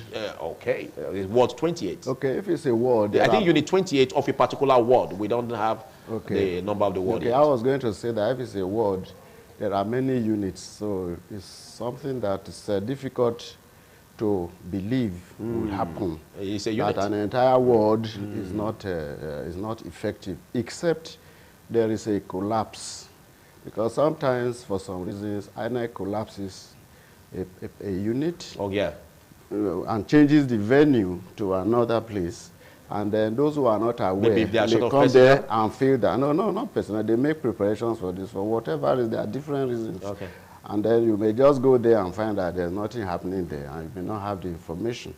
That's one, because it's difficult to believe that well over 30 personnel will not be on duty on an election day. There must be something that is terribly wrong for a whole ward to be empty without personnel.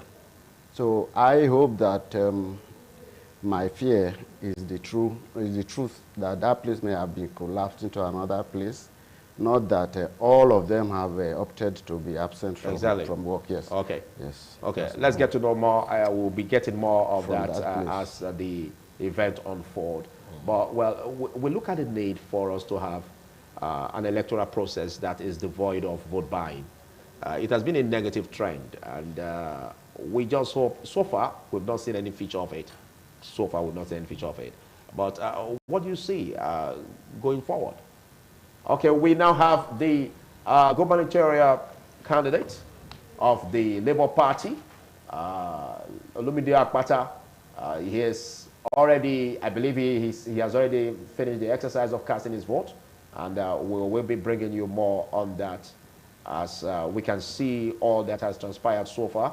It shows that in most of the units and ward, we have we have peaceful elections. We can't say free and fair yet. Peaceful elections, but we don't know how the process is going to turn out as the day progresses. The only reason, the only criteria to is the entire country. So the government, they have the luxury of being able to deploy their resources to this. They have to ask the security forces to focus on the anyone giving all of this resources. So I'm hoping peaceful so far, and the remarks we've been getting shows that things are coming up in the right order, and we just hope that we're able to maintain it. Now, there's been need for us to also tackle the aspect of vote buying. We don't know if that is transpiring, but we understand that in whatever way, in whatever guise, they should be dealt with. Any party that is involved in it should be dealt with. You are a legal practitioner. Now, let's get to know, view your polls on what you see as the challenges that we've been faced with, not being able to prosecute cases in that regard. Well, when you said vote buying, I think we have played it down for so long, and it looked like it's one of those things was that it's not his money, it's just giving them. Well, I just want to have, you just undermine it. I think that has been it.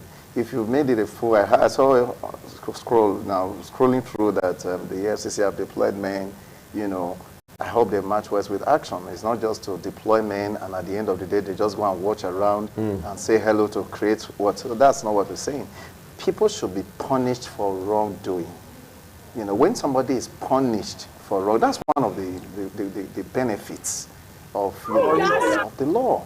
If somebody has gone astray, you should be able to come out with punitive measures to put that person in the right. That's why we say correctional centers. It will say the prison is correctional. It's to correct that abnormalities that is inherent in man. Like I said, the Obasian state of nature, wanting to do things your way. Yeah. But when you have a regulating factor, you have that power that comes, which is the sledge of the law, it can come on you when you go astray. If prior to now, vote buyers have been prosecuted like criminals and sent to prison, a whole lot of persons will not. I know the average person is so afraid. Without influence, he said, I can't go to prison for 5. No, God forbid, I won't do that. If you have seen people like that, they're sent to prison for peanuts, you will not dare it. You will know this is serious. This is about your country. This is about the destiny of a whole nation. You are putting the country or the states, you're putting them backward. You're pushing us backward. So we don't think of it from one small angle. There are few numbers of persons that are able to gather to vote for the wrong person without assessment. It could plug the country or the states back into oblivion. That is basically what they should be looking at. The laws are very clear. So is the will on the enforcement agent, maybe in the course of maybe apprehending them, okay, what's the reason? Don't try it again. That's not the time to tell them don't try it again. Exactly. And then okay, go, she's a mother carrying a child. Let her go in. And at the end of the day, your children will hear that you went to prison because you collected 5,000. Okay. I think that is basically what we should do, which is strengthen the law. Let's also get your thoughts. You are also a legal practitioner, Greg Iyayi, because a lot has been said as regards prosecuting, those who breach the law. And most especially, just yesterday, we also heard reports of some political thugs, that were also caught even before they carried out their negative act. Yes. They were caught. It was nipped in the bud. And according to reports, they've been apprehended. They are in the police custody. But some days later, we find them that they are no longer in the police custody and there's no way in which they can trace it to any political party. What do you say should be done in order to...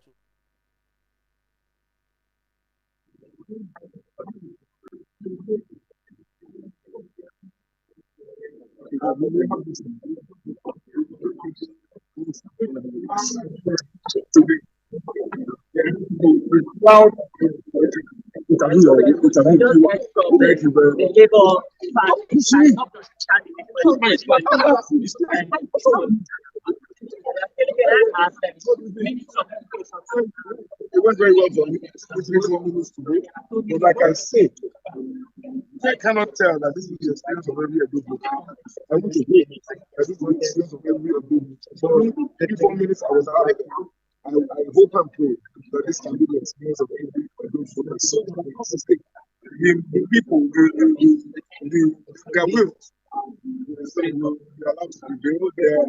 They will be allowed to exercise the franchise and the candidate will So for me, so far, good turnout. I'm getting feedback from around the state, good turnout. My experience in voting was good. Some of my relatives and friends have called to say it has gone well for them. So I'm waiting for before I can give informed view. One next slide. This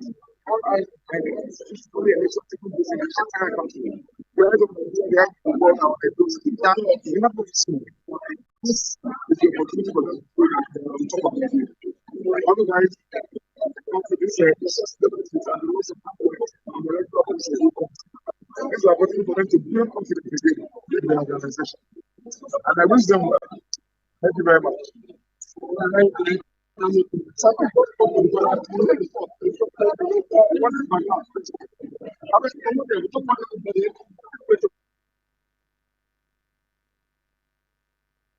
Interesting that so far it has been peaceful, and but we don't want to hear a situation whereby, okay, this back to Senator Adams Oshomole.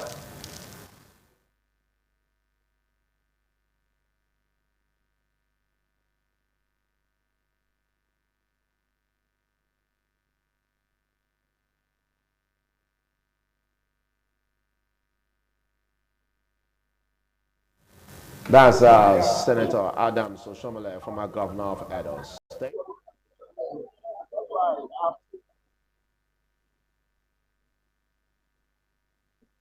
People have not forgotten that in this community, where money, when people buy the mushroom classroom,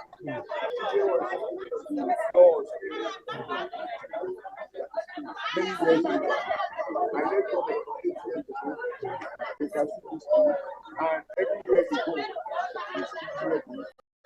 You don't forget, you know this is bad. It's the same thing. And I can use to show that you know that standard rules and because they were standard rules, those rules are still there. And what excites them more is that they prepare those rules that are doing more than 10, 20 and they prepare them to be working by current president, the current government, other 1 year, more reducing their workshop. So they now more than ever before understand that you know the local duty that whenever you have the tar, that is the nylon tar, you now know that there is a difference between the well designed, well constructed that was meant to really enhance the economic and social life of the people. And compared to the one that is just done like make believe, not with the intention so look at you over time. I was always appreciated when I was second election. I want to provide the heart of need for a good program of ethics. And this analysis was official 100% popular. From big village, people of the need, so the second one, I don't know it was all the committees, but all the second was I want. Why? Because every community has something to show. I want to keep what I was a governor. He's never tired of speaking, and you can hear him and see him there doing what he needs to do. And we look at this challenge where at the beginning it will be peaceful. After the big figures are voted, then we now start seeing traces of violence. We don't want to see that. So that it will not appear like, let us vote first. Then when we leave, then you can come in. Now, how do we tackle that aspect? I agree with you. I think the security agents just need to do their job, because whoever wants to cause mayhem or violence, that person actually can be caged and can be tackled. And by the security agents, we have the police, we have the DSS, we have the civil defense, all the paramilitary units in the country, they are on ground. And even the army, you know, my coming from Obahi to this place, I came across at least 7 checkpoints. And in each of the checkpoints, I have to identify what myself, and then also tell them my mission, where am I going, and all that. And then they looked into the car to say, that is fair, and that's what should be done.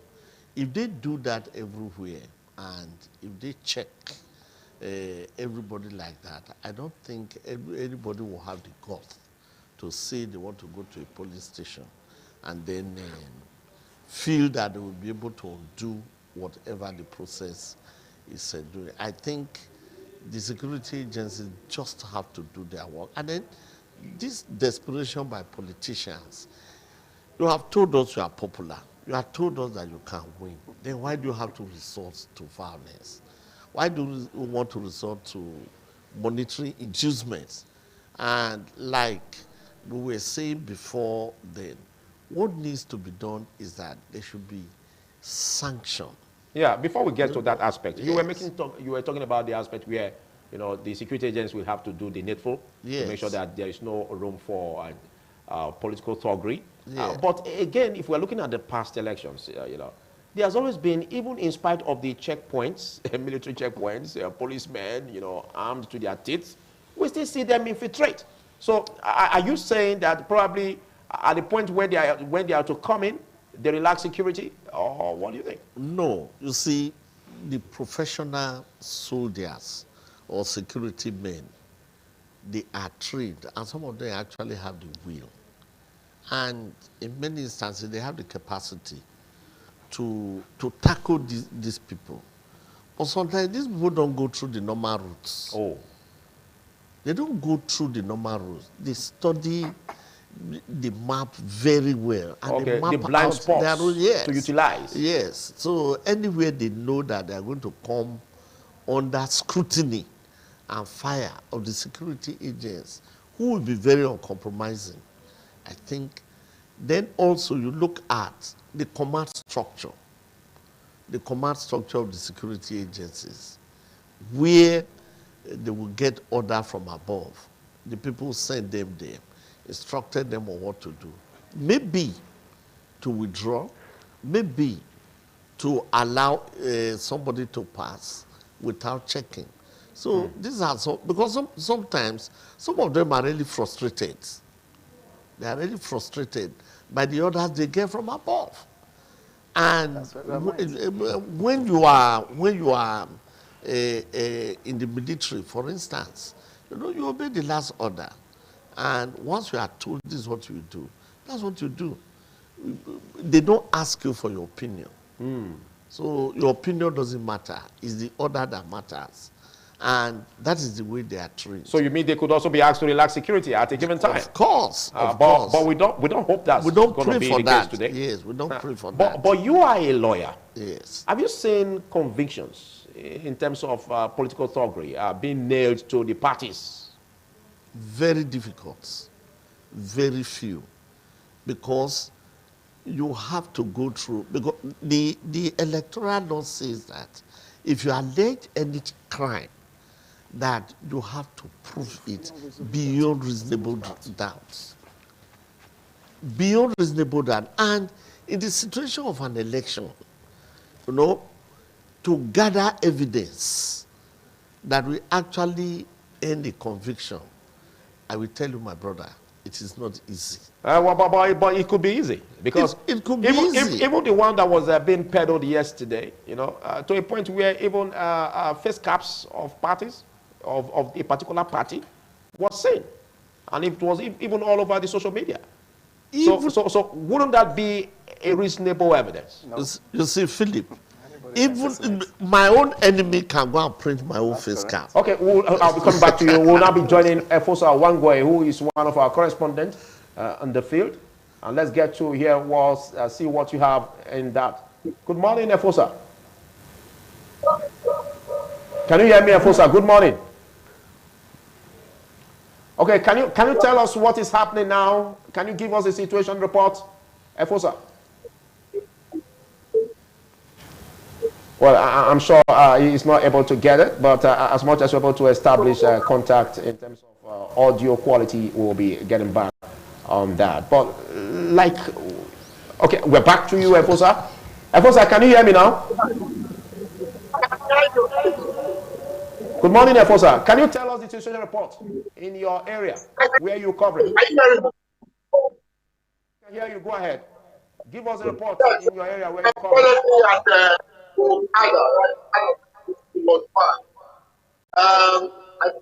hear the next example. What I've done actually start to come. And now, the security all present and the boat are going on. Earlier, I went to the Aladura Primary School here in Canada, and the process was also going on. Went to primary and secondary school down, and the process was there. So, in all, the process has been going on, and people are carrying out their without care of people. That's the situation now. See, it appears it's raining there or drizzling. Can you give us that? Yes, seriously. Yes, it's raining seriously there. And that's why I was trying to tell you now. The rain is heavy. However, I'm going to try to go back to cover. So, this kind of can see from the background. So I think under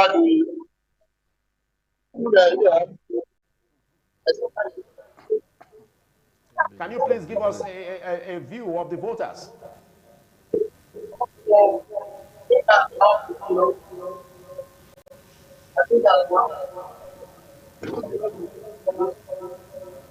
Okay, can you also interview any of the voters? Let's get to know their complaints or how they are faring in the exercise.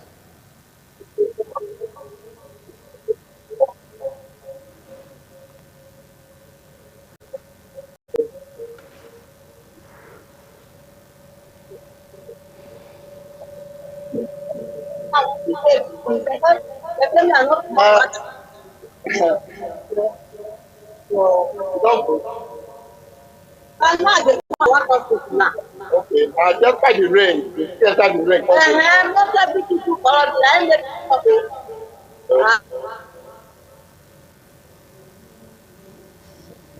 That's Okada Secondary School, and basically Efosa Wangwe is covering that part, and it shows that it's been raining. And we have this where we have the only female governorship candidate under the PROP, Patience EDD Key, in the EDO State 2024 governorship election, just exercised her civic responsibility.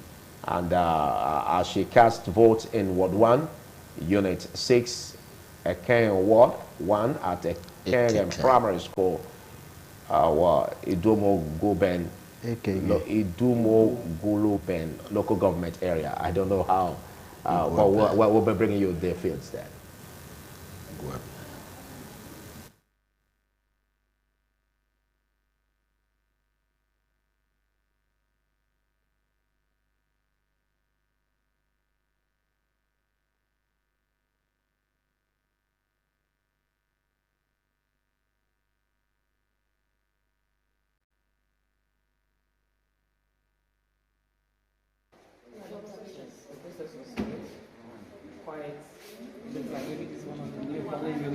You don't have a lot of people here. It was seamless. Everything is going right. So I'm happy I'm part of this civic, to exercise my civic rights. So I'm glad that I'm here. And I'm glad that I'm a part of this process. So for me, everything is seamless, and I think everyone is doing what they need to do. And we pray that it continues to be that way. The only woman on the ballot into the key of the PROP among the 18 gubernatorial candidates. She's the only woman. I think that's a whole lot of courage. Can I get a comment on that? Looking at what we have so far, and of course, standing out in presence of 17 men in their midst to say that she wants to be the governor of the state. That's quite laudable and encouraging.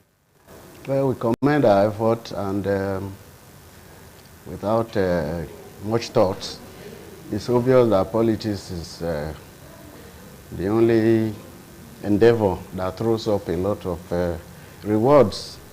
So given that, everybody would want to be a key person in society holding a political office because of the returns. But why are we not having women? She's just the only one among the candidates. Now, that is not a fresh matter, because when, what's her name? The woman ran for presidential office, you found that she scored only 1 vote. That means that she voted for herself. That was the only one that was. Because women recorded. have never set out helping other women to acquire office, because the jealousy amongst women and between 2 women is such that it's the crab case. One woman wants to pull down the other at any time. Yes. There's that high level of jealousy amongst women. Well, I don't think we can continue on that, because we don't have a balanced I went there. Sorry. Analyst. I went there because I am a literary critic, because I listened to you address my colleagues as lawyers. You didn't seem to know where to tie me to.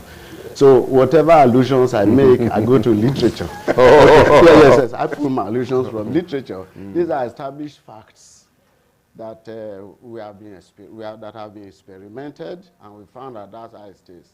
So if she comes out and she wants to be governor, I commend her, as I said, and I wish her well, because it's a rarity, and if she makes it, everybody will be happy to see women are coming out now and they are getting offices. Some have said that it's not a place for women. I don't think there's a place that's exclusive to men. Okay. Women can go anywhere that men decide to go. Good one. Yes, it's just that they have not had that political constitution of other women that you too can do it. Don't be left behind in this field. You can swear, go there and make a difference. They have never been held back. People have said special laws should be passed, women should come out and let them participate in politics. I don't think that is necessary, because there are no laws or rules holding women back from participating in politics. Okay. Yes. Some have said that political thuggery are not necessarily associated with women, female candidates, but rather men. So don't you think there's another avenue to also encourage the process for women to spring up? I don't know the statistics, but I know that there are things that women also do that you may be surprised when it comes to issues of thuggery. So it's just that those who come out or those who have been caught are essentially men. So it's not gender-based? It's not. It's a human nature. Okay. Yes, to push things through the way you want.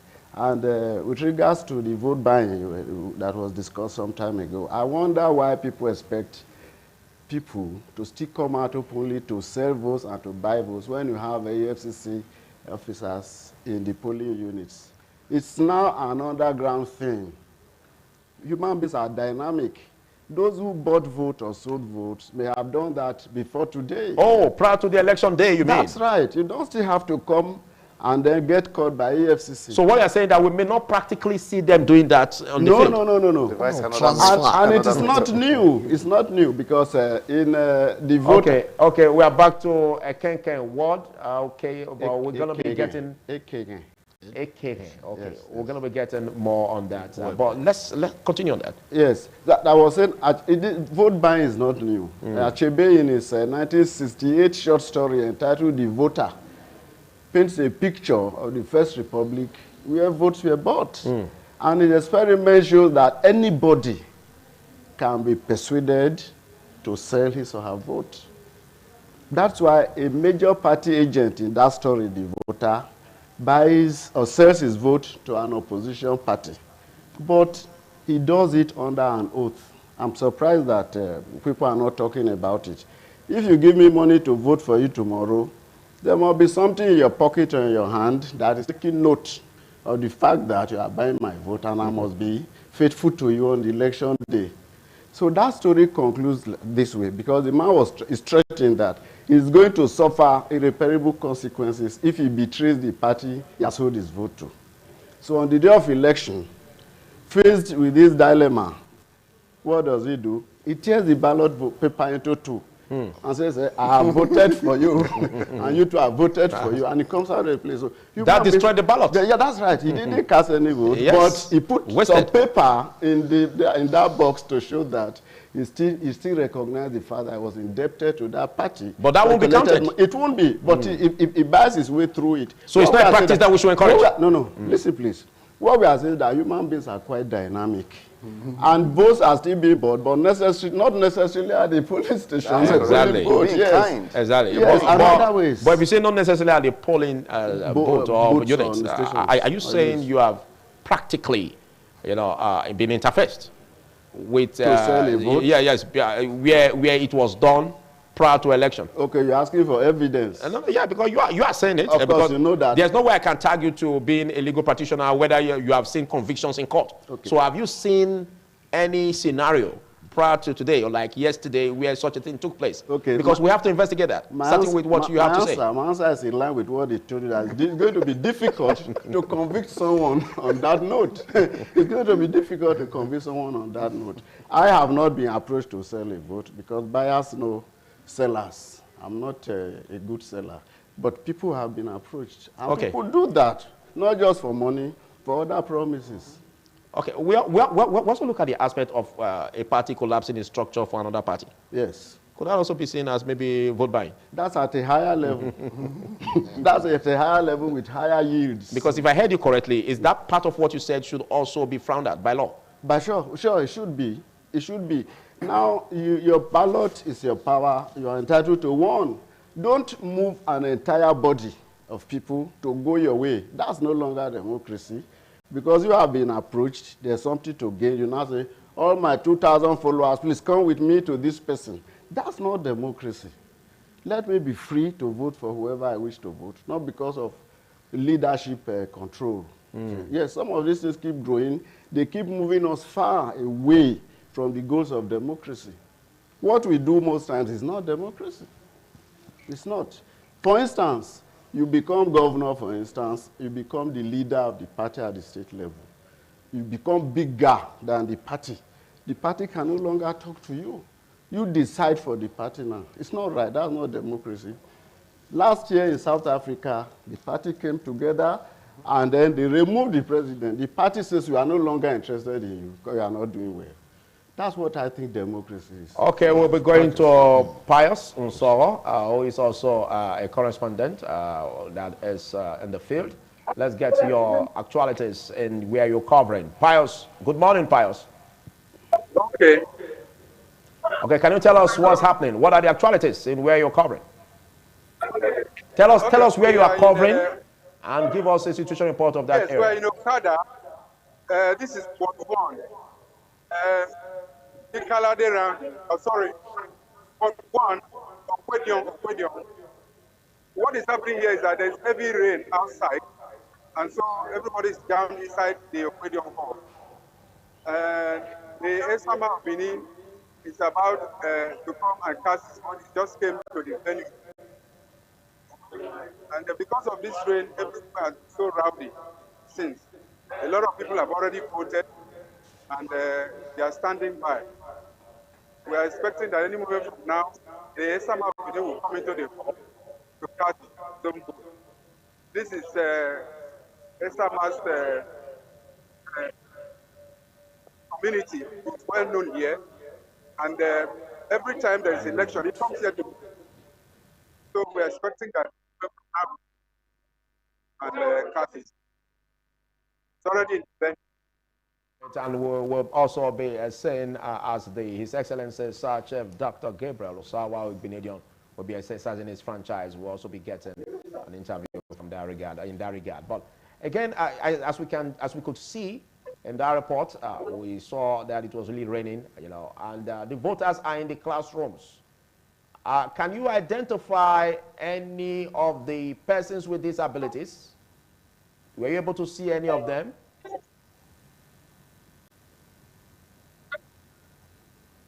Pius, can you hear me? Yes, I can hear you. Okay. I said, were you able to see any of the persons with disabilities to see if they are also included in the electoral process in where you're covering? Okay. As it stands, there has not been such person in this book. This is comprising of Okay. Can you tell us about the functionality of the beavers? Are there complaints from the beavers? Are there complaints? all the people that came,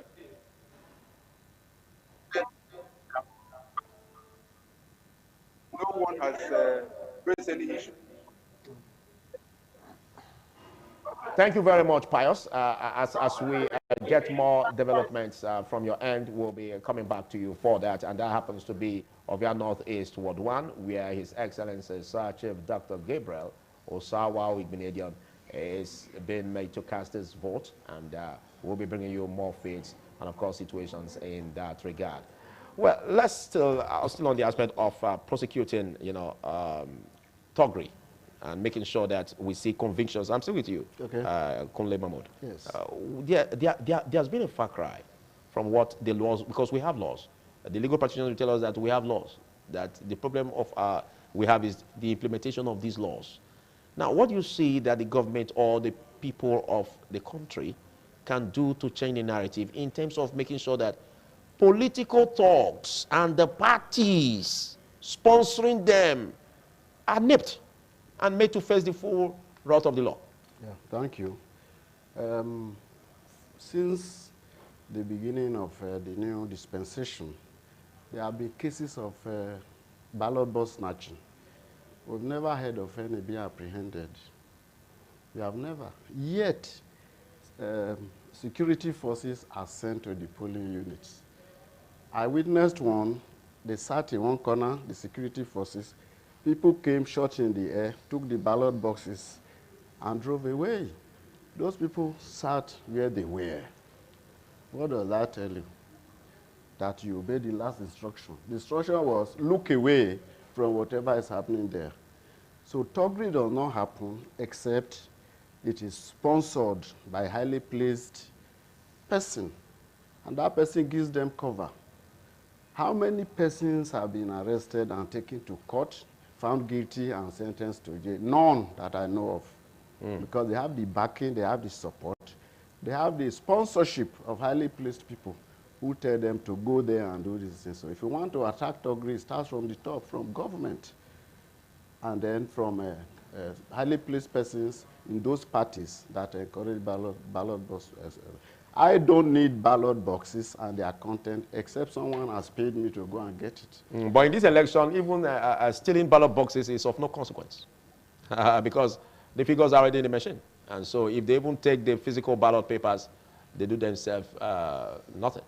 Well, I want to be positive, just as you are saying.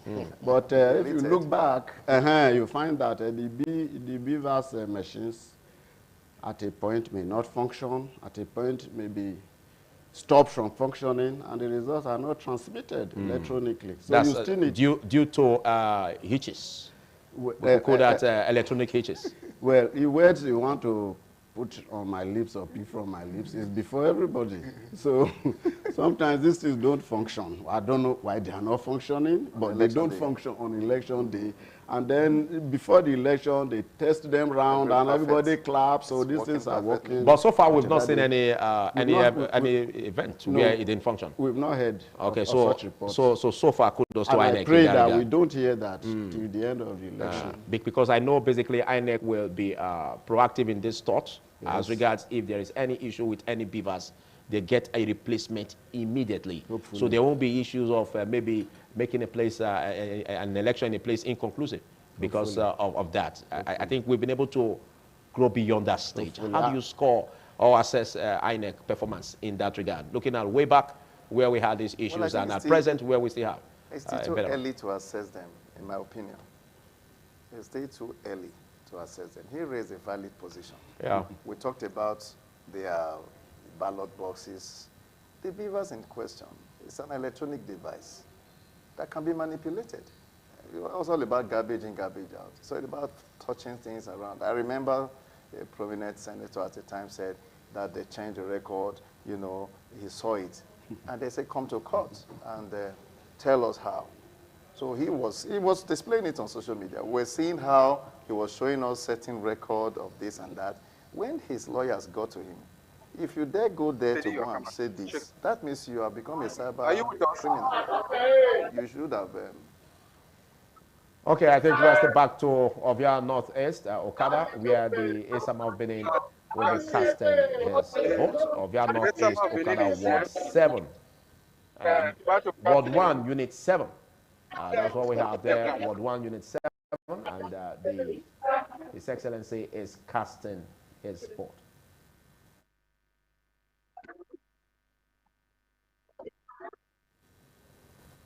Quite impressive. As we can see, that also shows that election there is going smoothly.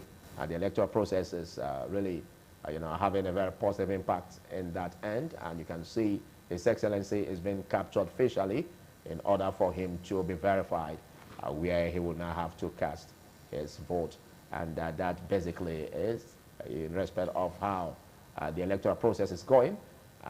You can see what is going on, and that's exactly how they will capture every voter.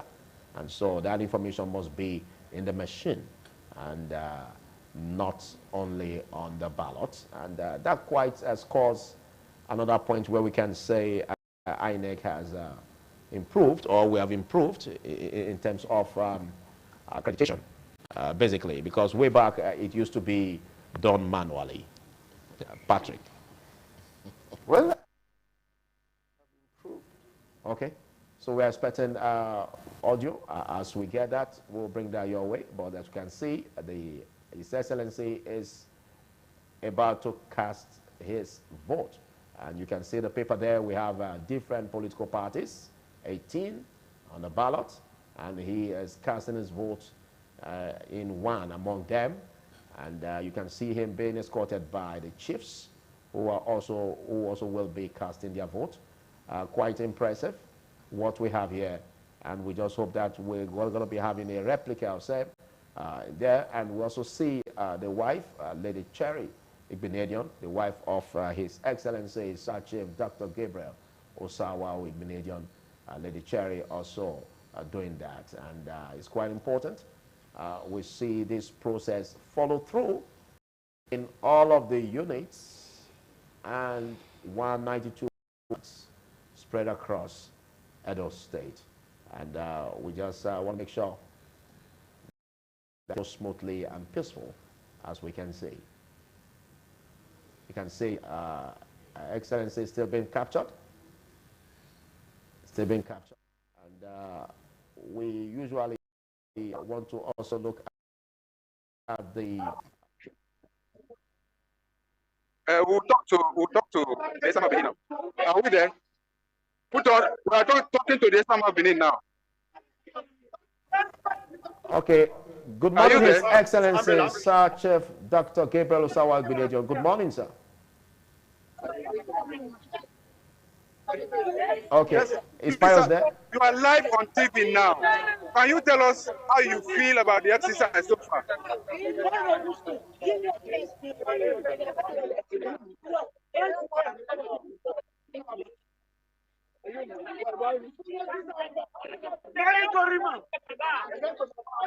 Yes, sir. Yes, sir. The Esama Benin is here.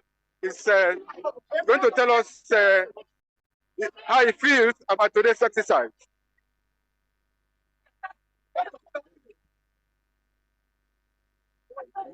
Okay. Okay. The place seems to be so rowdy, so okay. That's His Excellency Sir Chief Dr. Gabriel Osawa Igbinedion, the Esama of Benin, the Honorable Consul to Edo and Delta States of Nigeria. And he just finished casting his vote, and it was just in few minutes that he did that. And we expect that this will also be in the same fashion in other units. Rainfall is a natural occurrence. We can't blame any political party for bringing that rain upon the state for that purpose. Otherwise, we could be saying if Majek Fashek was alive, that maybe that was what one of the politicians would do to send down the rains. But what do you say about the achievement so far? Oh, well, what do you say about the peaceful election process so far in Okada, where His Excellency just it's voted? Quite peaceful. Like I've often said, and I will continue to maintain that position. Okay. At the very beginning now, the prominent personalities are coming to cast their votes. Exactly. And then we pray that it's sustained. Like I said before, it has always been a very, very, good beginning you know, the substance and the bringing it to proper conclusion in that light is what is the issue. So I think that is a good one. At least the beavers, so far so good, it's working. And we could see them, you know, operating the gadgets, and it's quite fine now. But I don't want to hear stories of maybe the battery have run down. We need to charge it. Yes, we need a generator to get it Are we okay now? Oh. Okay, Mommy, you are live on TV now. Can you tell us how you feel about today's exercise? Your assessment.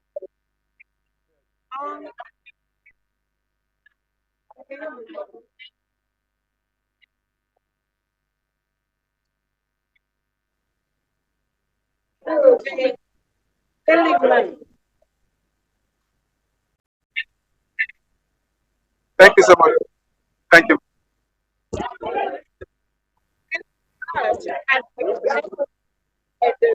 Wow. Okay, thank As the amiable wife of His Excellency Sir Chief Dr. Gabriel Osawa Ubinadion Lady Cherry just cast a vote, and we want to see the replica of that. Before that, you had the floor.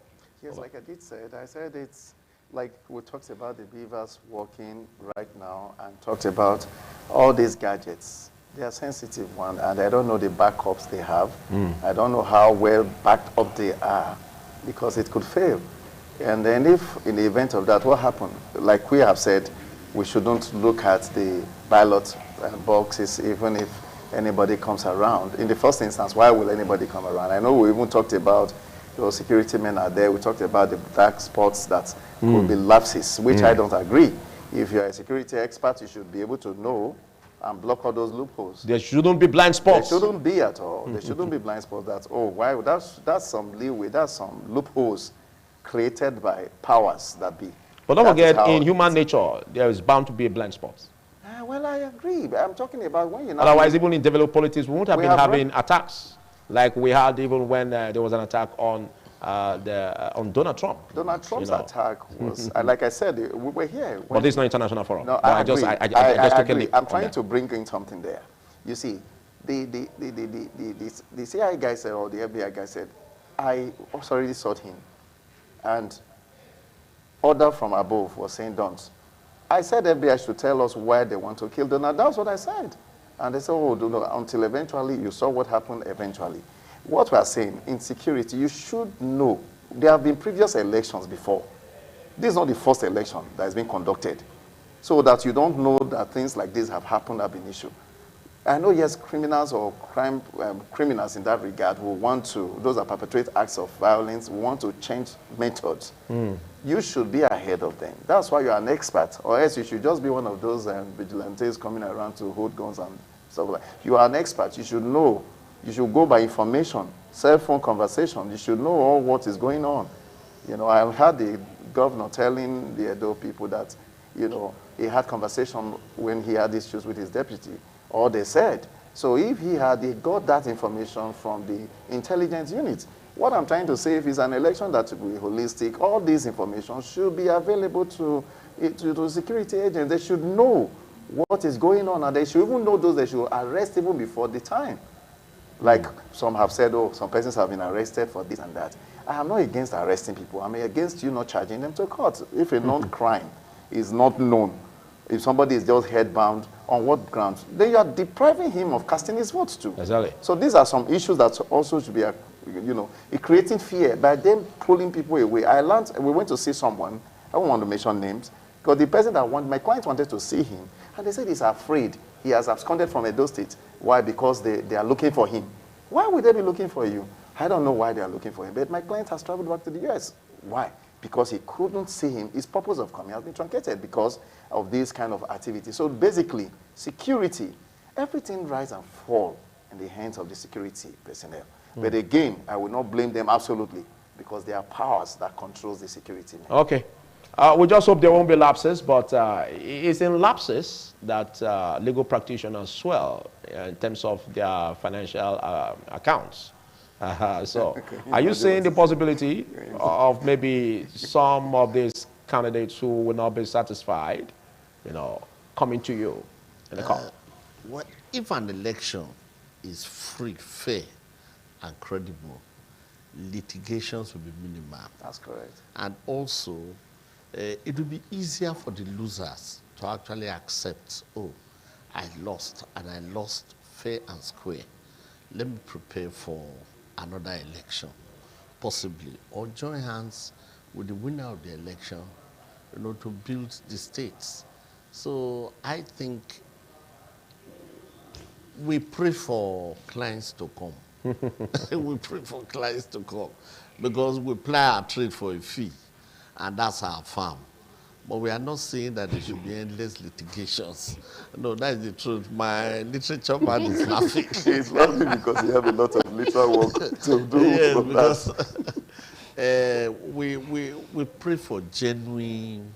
We pray for genuine. We don't want endless, electoral litigations that is even tarnishing the image of some well-known lawyers. Okay. In the case of Bayelsa, there were 3 prominent sons who are icons in the legal profession who were rebuked by the apex courts.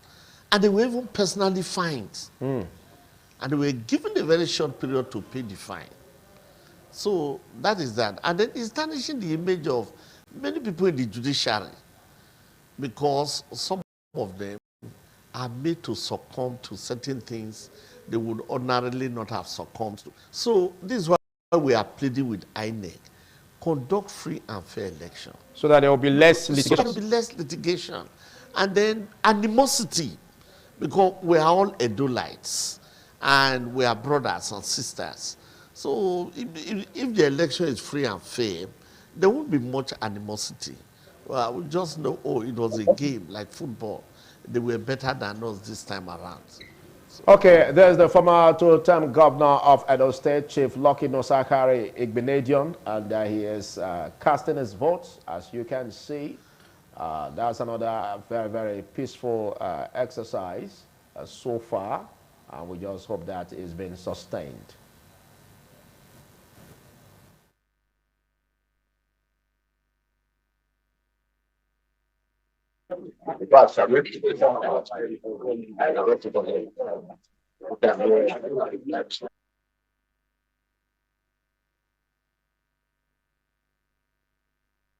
There's a day that we've all been expecting, we've all been waiting for, and as you can see, there's been political figures in their numbers, coming out to really do the needful in casting their vote. And that's the easiest thing you can do to make sure that this election, comes fully. You just need to go out of your home and make sure that you enlist yourself to vote in this election. And don't forget, this election is a very important one that will determine who takes over Osadebe Avenue for the next 4 years. A lot of messages has been passed across in terms of during the campaigns, and there's a time for us to see respite in the direction of the electorate coming out en masse to exercise their vote. You can see the former governor of Edo State, His Excellency Chief Lucky Nosakari Igbenedion, casting his vote. He has already completed that, and this just happened in a few minutes. I'm going to be the winner of this one. How that is.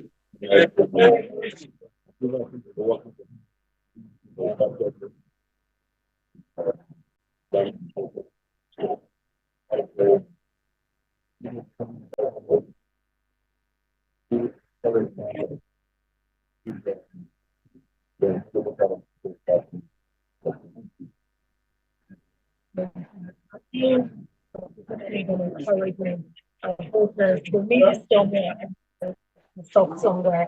Are you encouraging them to come out to have fun? Definitely, they will come out. They are not taught, but they will not know. We will come out and come out. Essentially, the 5 agents are here. Encourage them to please come out. Thank you. Thank you very much. Former two-term governor of Edo State, Chief Lucky Nosakari Gbenejian, just finished casting his vote, and it's expected that everyone will also be involved in doing that. We have an electoral process that has been peaceful so far, and it's expected that you come out en masse and also, do the needful. Closing time is 2:30, and we just hope and believe that it will continue to go seamlessly. Now, what do you see? Because for those who are viewing, they need to know the imperativeness of this election. Can you give your thoughts on this, Kunle? Well, closing time is 2:30, yes, but that does not mean that it is sacrosanct. If you don't start elections at 8, there's room for extension. For those places we have heard that there are hitches. And no, but according to what they say, yes, even if they come late, 2:30 is still sacrosanct, but everybody in the voting area must be allowed to vote. But once it's 2:30, they don't allow anybody into the queue anymore. So I believe INEC is still holding that standard. Or do you think they should give no, these are an extension to that? Cases, I think. I think that regulation is about places where voting starts late, very late. Yes. I think it has happened before now. Otherwise, a lot of people will be disenfranchised. Okay. Especially that word we are still waiting to hear about. Yeah. Yes, because the most painful exercise will be to walk kilometers to your polling booth, and you cannot vote because you are late or because the people are not there. Those state people this time are very focused. I think they want to improve their lives, and they think by getting the right person there, things will be better for them. And so I have seen, as I walked here, I saw a lot of persons already in some polling areas waiting to cast their votes. Yes. Okay. I understand there are situation rooms where they'll also be observing the figures and, of course, the voting process. Some have said that it's important, it's not just only for you to vote, but to make sure that your vote is counted. So you stand by and make sure that your vote is counted, even as the party agents, sign the forms that they will be given and all of this. Do you think they should necessarily do that? Of course they should. Why will they not do that? They should do that. Okay, we're going back to Favor. I'll come back to you, Dr. Patrick. Okay, we're going back. We're coming to Favor from INEC office. Let's get the actualities at INEC office. Good morning, Favor. Good morning. Okay. We are here at the INEC State Office in the new city on 2 hours. And it's early, it's still early. No result is coming in yet. But I am standing in front of the Electoral Operations Center, the support center here. There is a support center here at the state office of the INEC, and this is where most of the complaints, whatever issues from the polling unit, this is where all complaints are coming to, and definitely they are being addressed. And this morning earlier was also like we hearing of some frustration complaints from some. These are the places that these issues are going to be addressed. And this situation room here is monitoring, the work is ongoing. My camera appears towards that I'm doing, which is that their personnel, ready to attend to every issue that comes, every complaint that comes from those. Not much is really happening, but I can tell you that every kind of complaint I'm doing right now, security agents are feeling the place is well sorted, and all complaints coming are being addressed here. That's the situation. In the right place where we need some questions to be answered by some of the INEC officials, because we understand that there is a place out to Wasota, one Ozame area, where no official presence, no presence of any INEC official, even at few minutes past 10 in that area. I don't know if you heard about that and if you have any response from them. in that regard? No response at the moment concerning no official statement. No official is really ready to answer to any question at this time. Like I said, if you look to my right, if the camera can tilt towards there, you notice that that's the situation they are all up and doing right now, trying to proper solutions to these issues, monitoring. If you listen closely, you can hear them calling out to various communities. Complaints are coming in, they are calling them, and they are trying to respond to the ones they can respond to. But at the moment, no official have spoken to us, no one. The negotiating the resident electoral commissioner is on seat, and I'm sure he's very busy right now. But no official has given any official statement concerning any of these complaints. Of course, these complaints, like I told you, like, some of the officers around came with 1, 2, 3 complaints, but I'm very sure that it's being addressed at the moment. Can you pinpoint exactly any of these complaints that you got, that you can see that it has been resolved by the INEC officials? No official statement, no official has spoken until now. But we're working towards speaking to the rep. If he comes out, we will be speaking to him. Standing here, standing by me.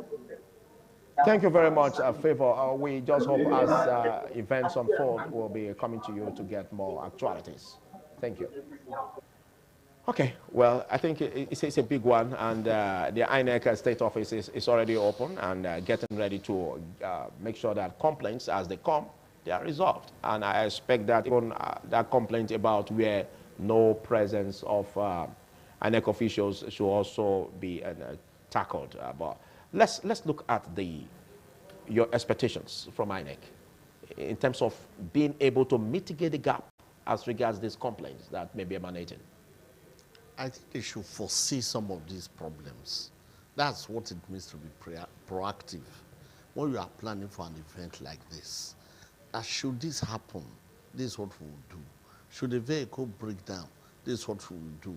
Should ad hoc staff abscond or refuse to show up, this is what we should do. Should thugs attack, this is the action we will take.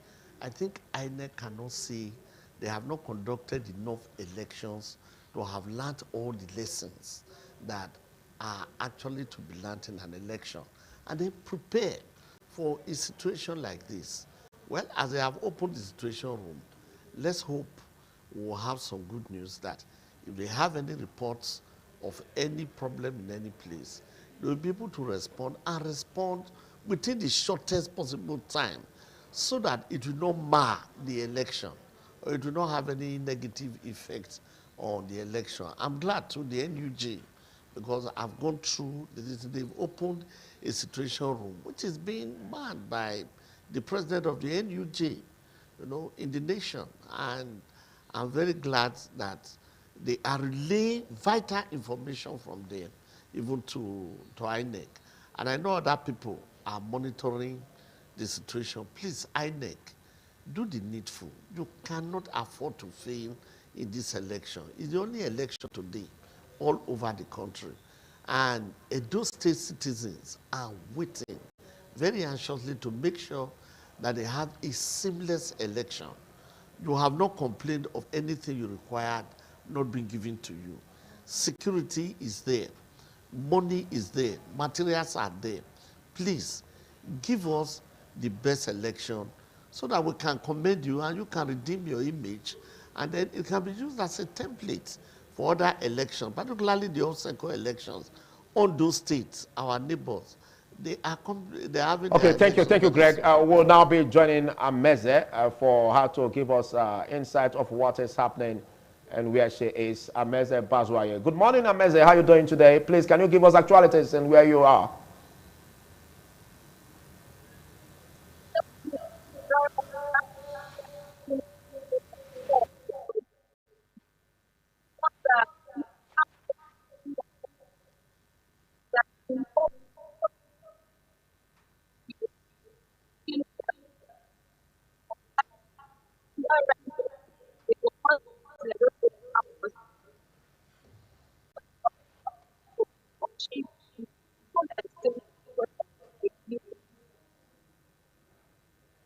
Well, we sincerely apologize for the distortions in the audio, but I don't know if you can still hear me so that you can also clear such areas where we are having issues about in some areas where there is no presence of INEC officials.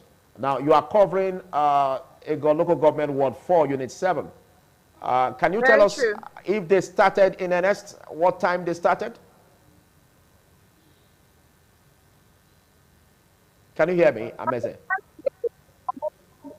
And of course, that could be those who were going and go on site because the rate actually disrupted the process. A lot of voters have been looking for themselves that rain does not. And so, what they have changed the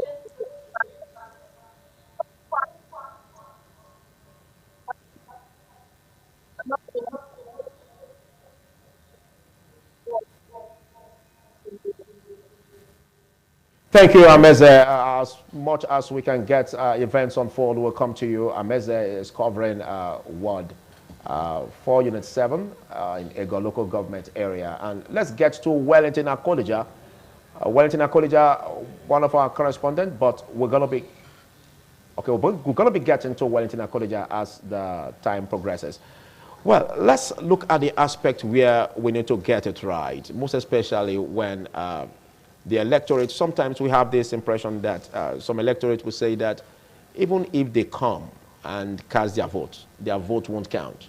Or just because they believe that that impression that there is always a manipulation in the process. Now we have situation rooms thrown alive, both that of INEC and of course even political parties and the civil society organizations.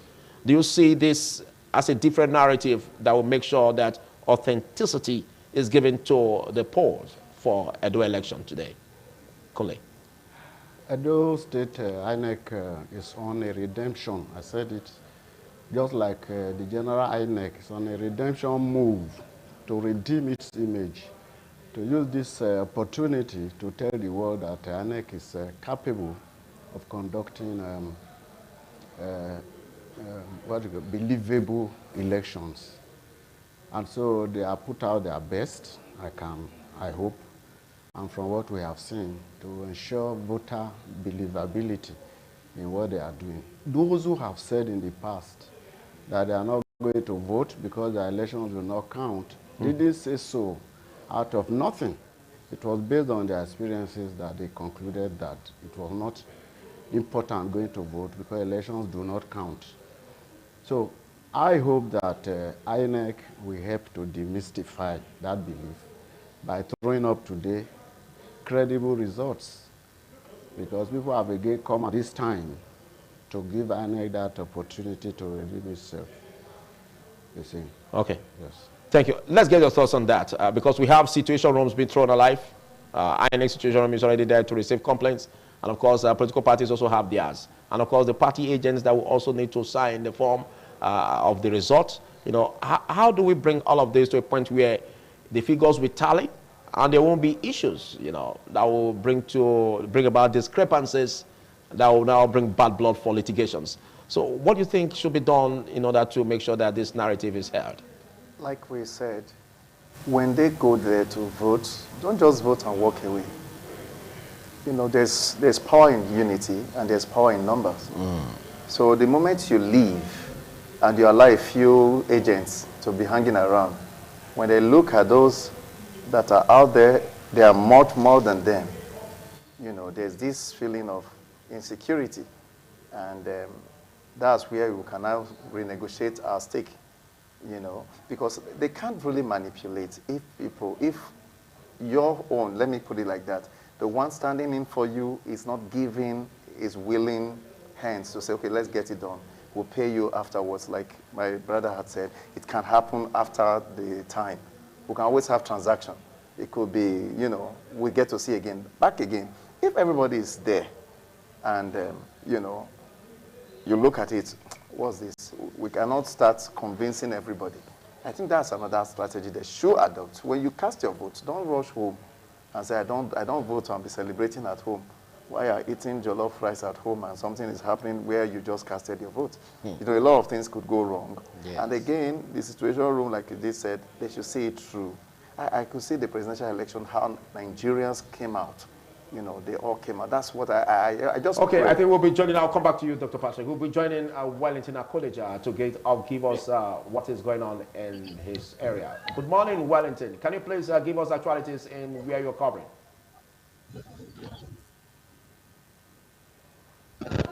Well, Wellington Akodeja, can you hear me?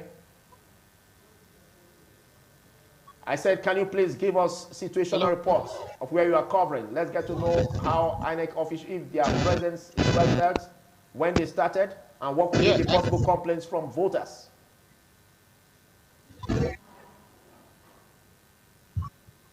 Well, I'm afraid there's a communication gap, and as much as we can get a connectivity, we'll come back to Wellington Akodeja. Over to you. So like I did say, so that's just it. All hands should be on deck. They should be watchful and carefully follow up and listen to conversations since you are there, not pressing phone at that time that you are chatting up away. So they shouldn't be distracted. Okay. Because at the slightest few seconds, you just look away. A lot of things could go wrong. Okay. A lot of things could go wrong. I think that all hands should be on deck. The voters, the agents, the umpire, everybody should work together. And it's not just to, don't create that lapses. Because the moment you create it, you can't blame the person for compromising. Because you also gave you're not committing yourself to it, gave them the latitude to misbehave. I think that's how I see it. Everybody should hold together. Let's get your thoughts, Greg. You said a lot of things could go wrong, but let's get your thoughts on what possibly could go wrong from the point of the presiding officer, you know, announcing the scores for each political party and the agent signing, and then it moves to the coalition center. What could go wrong? But I'll be coming back to you after I get feeds from Wellington Akodeja, as we can get reports that connectivity has been established. Good morning, Wellington. Can you hear me now? Wellington, please, if you can hear me, can you please speak to the issues on the ground as regards when INEC officials came? Okay. What are the present complaints and how are the voters faring?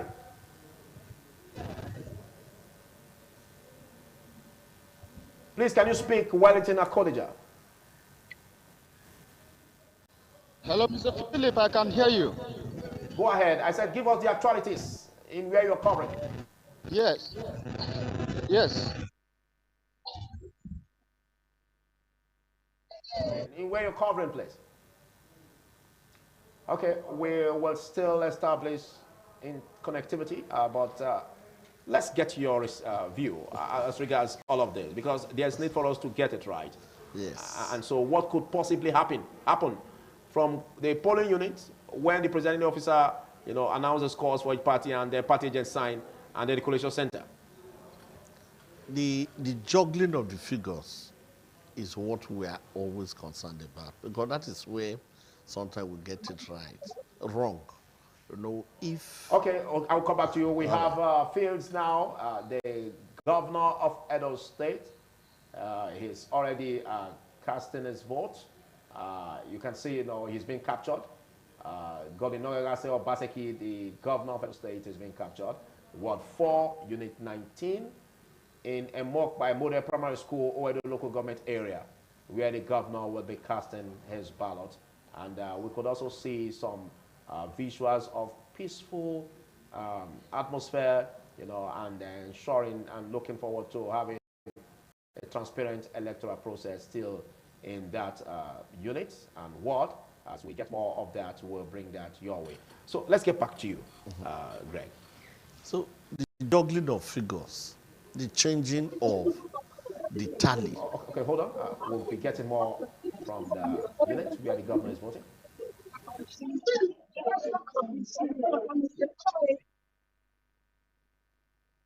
can see the governor has been captured and he's about to cast his vote.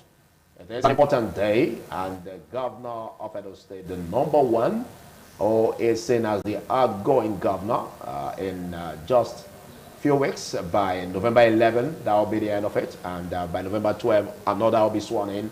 But he is doing the needful to make sure that he exercises franchise. And as you can see, a secret open ballot system.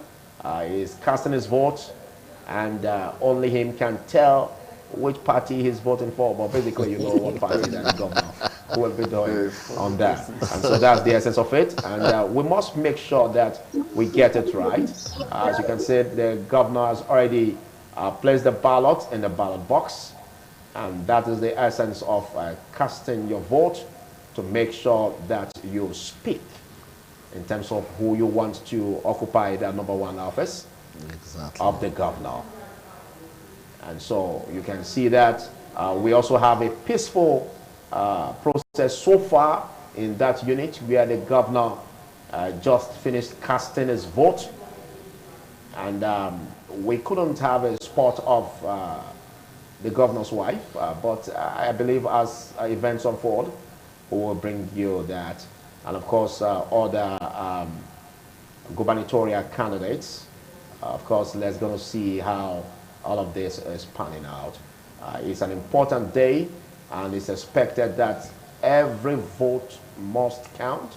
And so as you come out en masse to cast your vote, make sure that you make it count. So you can see Edo-lights are defying the rain, despite the fact that we had some raindrops in torrents in some places, and they also defied it to make sure that they come out to cast their vote. And so visuals on that as we cover other areas we brought to you. Okay, Greg, a lot has been said, yes, but the open secret ballot system is quite a lot that we can also talk about in terms of making sure that there is confidence in your privacy. That's quite true. Can you speak to that? The option A4, a system which was used during the Babangida era, the major drawback in that system was that you expose yourself to a lot of risk. So this open secret ballot system is the best, where nobody knows and nobody can actually tell who you are voting for. They may only guess. You alone, you know who you are voting for. And that was why people felt that Buhari didn't do the right thing when he voted and he showed people. Indeed, he violated the Electoral Act. And now that he has no immunity, you ought to be brought to book for that. But it has been left all the... This is what we allow... When you say that now that he has no immunity, he ought to be brought to book. He did that when he had immunity. So does that not cover that aspect? No, you see, he did that. He couldn't be prosecuted at that time. Okay. At that time. But now that he has left office, he can be prosecuted for it, because it was not an official act. You know, it was a private, voting is private. Okay, so we'll step back to the unit where the governor just did his franchise, exercised his franchise, and he will be granting interview to the press.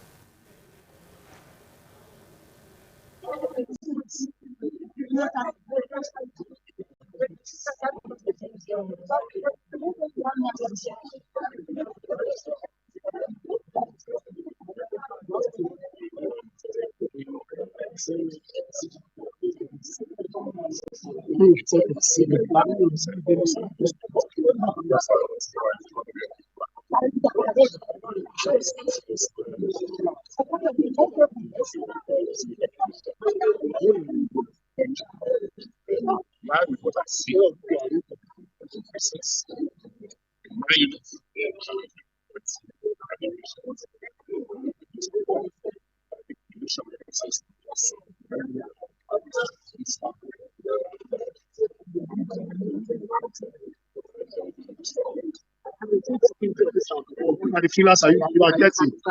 Yes, around the state. I'm glad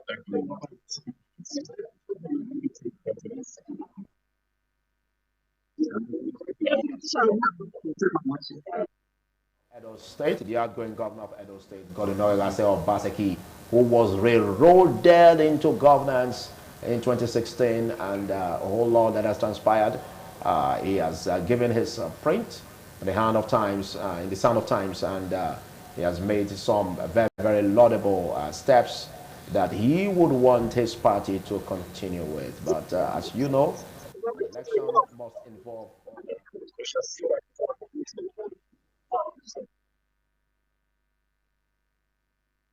basically is going to transform to making sure that the electoral process is free and fair. Before now, we could hear the governor, making statements that were erroneously interpreted by some political gladiators. Inflammatory statements were transformed from what he made over the do or die elections and all that. But he's out to cast his vote. So what do you make of all of this that surrounded the governor even prior to the election? I think the governor conducted himself fairly well compared to what we have in Nigeria. And I think the statement he made was taken out of context. That's correct. Honestly. The do or die affair was taken out of context. And people were insinuating that it was a call to violence. Of course, if there is violence, as the chief security officer of the state, he has a duty to stem that violence. And also to, those citizens have right of self-defense, which is constitutional. That's correct. So if you want to kill us, we have a right to say, no, you can't kill us. And we will have a right to kill to defend ourselves. That is constitutional. That's right.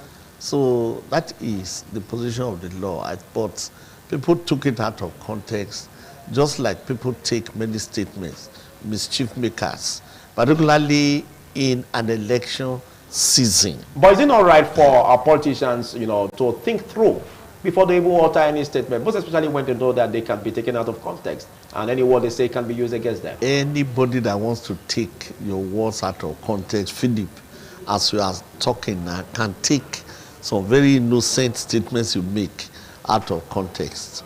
And might even say, you are in the industry, you know, the line between this is so thin, and people can stretch the elastic to the elastic limit. Any statement you have made, if they have some mischief in their mind, I think compared to what others do, the governor conducted himself very, very peaceably, and he was calm. The politics was heated, but he maintained his calmness so that the state does not melt under him. Okay, let's get to your thoughts in that as the governor has already cast his vote, and it's expected that others should follow. But let's look at the thoughts and the build-up towards this election and the do-or-die affair. What are your thoughts? Well, such words are words that you hear when people struggle for power. He wasn't the first to say so. Former President Olusegun Obasanjo, I remember, said that for PDP to win was a do-or-die election affair. But don't forget, they said that it was misquoted. That's what I'm coming to. This one too also used it, and my colleague says that it was misquoted. Not misquoted. It was being interpreted out of context. Now, when you talk of contexts, you don't have much debate because each context speaks for itself. Each context in life speaks for itself. If you're arguing over an issue, there's a tussle, there's a battle, and so this is a do or die matter. The meaning is simple. You can't take that out of that context, that we are going to win, or if we go the other way, let's not use violent words. So what you mean is that there's no way you can explain in that context yourself out of that thought? No, that language is contextual. Oh. See, those things were taken out of a context. And then I don't want people to plead righteousness by trying to reread or re-explain, re-examine what was said. But I give it to them. When you are under tension, you say a lot of things you may not really mean. Okay. And you do things and people tell you you are too weak. People are not scared. Find a way of making people feel you are here, you can't defend us. And then you find yourself saying things you really do not mean. I have seen the governor as a peace-loving gentleman, quiet person, is organized and peace-loving. So if he says that kind of thing in any context, I want to believe that he was pushed to say it, perhaps out of tension or a desire to let the people know that we too are not as helpless as you may think. Okay, even to a point where the party was not, did not sign the peace accord. Earlier, but we hear that they eventually showed up to sign. As I said earlier. And that was the second thought. That was the second thought, to say that although we may have been misquoted, as you say, out of context by saying it was do or die, we are peace-loving people, and we want to sign now. Okay. Yes. And let me say this, Tinubu did not sign peace accords. It's not constitutional. Before the election. So it's not a constitutional requirement. It's just by consensus. Okay. And if you are bringing this into detail, 60 of my leaders, and you have already taken 10 of them out of the jurisdiction in which they committed crime, you refuse to grant them administrative bail, you refuse to charge them to courts, then what peace accord are we signing? Okay, take it from there. I think that's exactly what it is. There's no, like I wanted to put some light in. Olusegun Obasanjo made that statement of do or die. He spoke like a soldier man, like we all do. So it can be excused. I'm not saying it can be excused. It was very, very wrong for him to have said that as a president.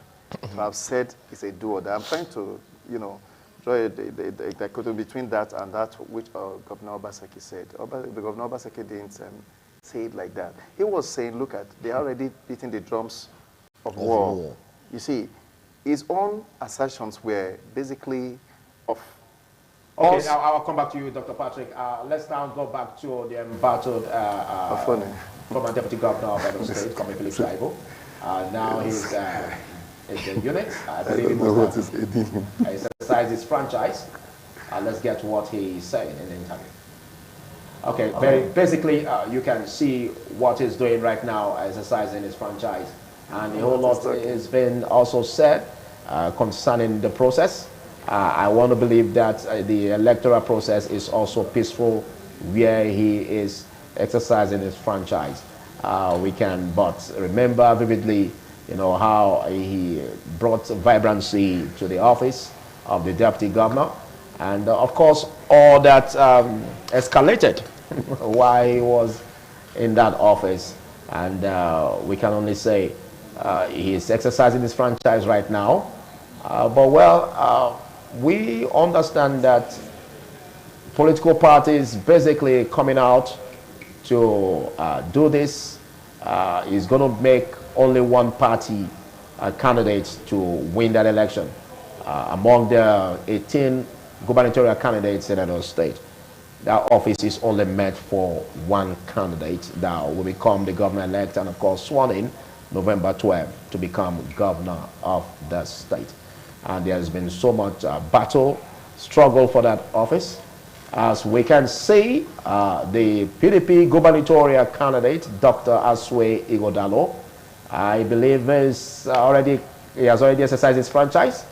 And you can see that also tells about the peaceful conduct in that unit where he exercised his franchise. And we've seen all of this, if that of the PRP, Olumide Akpata of the LP, and of course Senator Mondo Kwebolo of the All Progressives Congress. And a lot has been said concerning making sure that this electoral process is free and fair. And situation rooms have been opened. Let's get to see how this will pan out in a way that will bring about the winner, which will basically emerge to take charge of Osadebe Avenue. Well, in this context, it should be seen to be a victory for one as a victory for all. Yes. That's exactly the spirit of sportsmanship that we expect the political party candidates to, you know, exhibit and manifest in its conduct. And we can see that we also expect that their followers to do same. Because from the body language of the candidates that have so far exercise their franchise.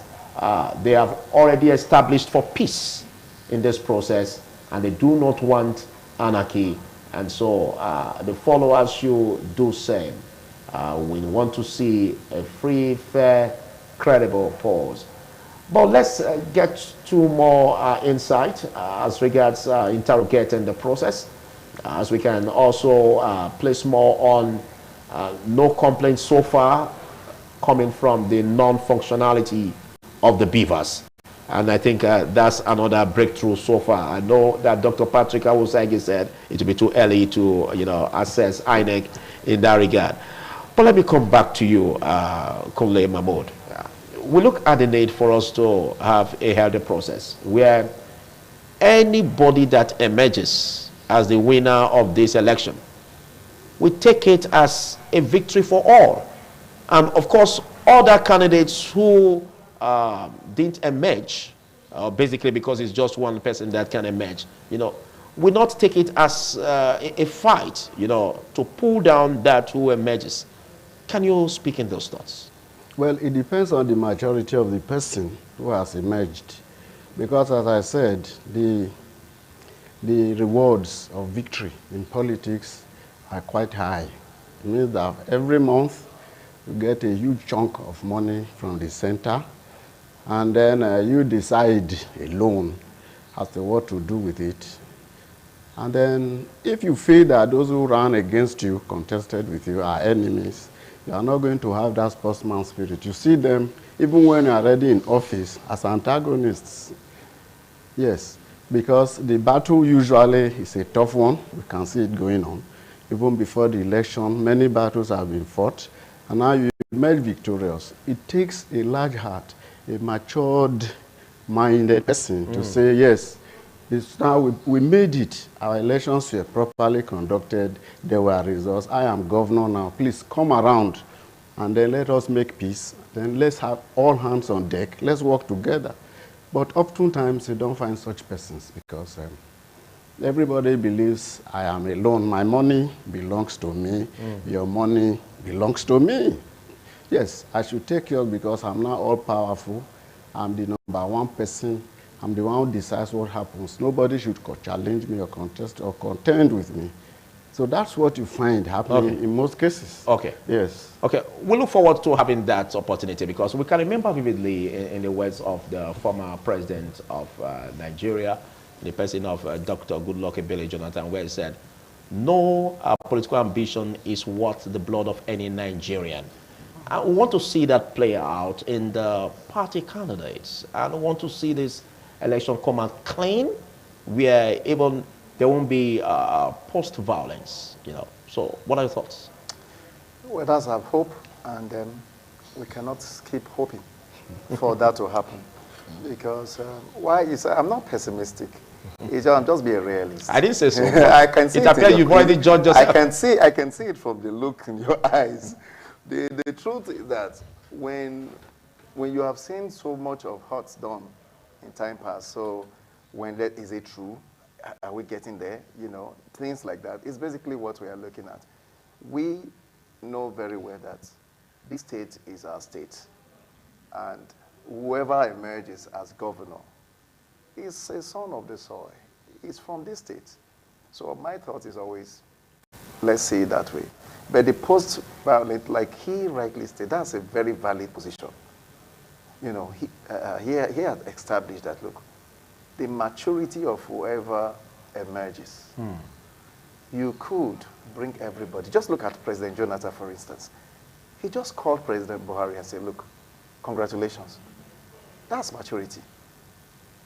And Buhari said he could have truncated it. And he was still in power. He was seated there. Yes. Exactly. So that's the maturity we're talking about. That's why the world he did is still celebrated. Not that he did so well as president. Just that singular act of allowing peace to reign. Because the price of peace is something that we cannot mortgage. It's not something we should joke with. For somebody to come out and say, okay, this is it. And everybody will know this is a good man. Okay, but can you say we allow peace to reign even when there is injustice? Because in situations where maybe you are convinced and you believe that the election was a fraud. There are better ways to do it. You see, I'm not saying injustice. Like the courts are there. If you have, the problem that happened most of them, they say the courts are not working. It's not true. What are the applications before court? I think the electorates and the parties, they should school their agents. They should allow the legal lawyers that really know, electoral lawyers or proper litigation lawyers that know what to do, to school them so that they know what to ask for in the course of election. Not so that when you come out of the elections, at the end of the day, you now start asking questions and they rig the election. Where were you? Who counseled you? Who advised you? Okay. What were you looking out for? Okay, I'll come back to you. As we have it, the Deputy Majority Leader, member representing EDO constituency, Natasha Osawao, exercising her franchise at Unit 53, EDO, Ward 8. As we speak, she's doing that. Awesome. There's quite another remarkable feat. Oh, you can see that expression of victory. A very, very hopeful and a vibrant energy woman there, you can see. And we just want to believe this is a chance for the youths and, of course, the people, to take a very, very emulating stride from this young lady. The person of Natasha Osawa. Good afternoon. Tell us how the process was here. How the process is still going on. Peaceful, as you can see. My unit and my people are going in one. We speak one voice, in one development. So it's really not difficult here. Voted. It's exciting to know that the Nigeria we finally want has started coming to pass, where every vote counts. The electorates are the people that matter now. By the grace of God, we'll move a door forward. The Deputy Majority Leader, member representing EDO constituency, Natasha Osawao, just exercised her franchise at Unit 53. EDO Ward 8. Remarkable lady, I must say. Let's join Patience Osaogiwa of Oedo Ward 7, Unit 7. Okay, Oedo Ward 7. We're going to be looking at... good morning to you, Pat, or good afternoon. It's already past noon. How are you doing, Pat? And can you give us the actualities in the area you're covering? I'm right now at Oedo Ward 7, where we have Unit 9, to 12, then Unit 39 and 49. I have one of the aspirants voting here right now. Not to check the experience, but there's something I noticed in this report is that there seems to be voters apathy because people didn't turn up for voting because maybe they are scared. But once they are guided, that their vote will not count. But that is not it. Because for what we are saying, election is peaceful as the electoral officers and presiding adult staff of INEC and presiding officer, they're waiting for them to come and take their vote because it seems to be and the beavers are working perfect well. And I'm not here with Mr. Kennedy, who just passed the vote. Kennedy of Panama is going to talk to us what is experience, what experience. Mr. Kennedy, can you please tell us your experience? How is the process of well, everybody here has come to cast. But previously, the other time, we used to record more population than what we recorded today. To my own observation, I understand that maybe so many of them are afraid to come out and exercise their functions. But to me, I have casted my vote.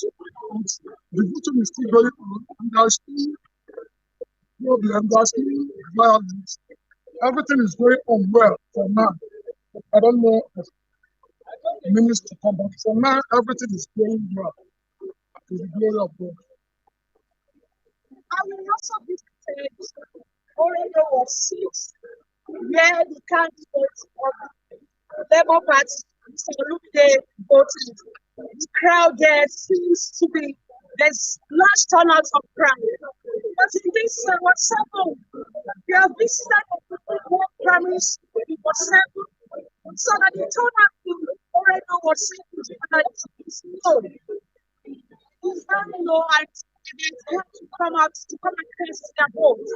Or when we interviewed one of the officers, they told us that the beavers are working perfectly well, that they don't have any problem with the beaver machine.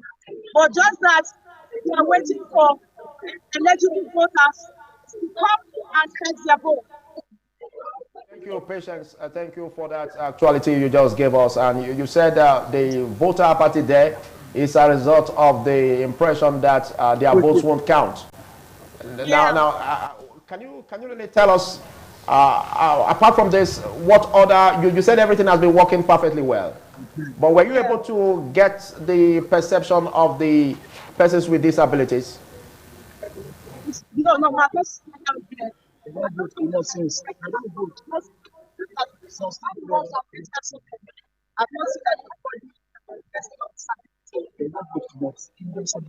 from what we gathered, they said they have already voted this morning and they left.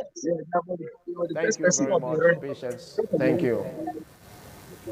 We'll bring more on that as events unfold. And big thanks for taking our time to be part of this. It's still EDO decides. And also big thanks to you, Greg Iyayi, and of course, Dr. Patrick Awosage. Thank you very much. And Kunle Mahmood. We'll take a short break this day.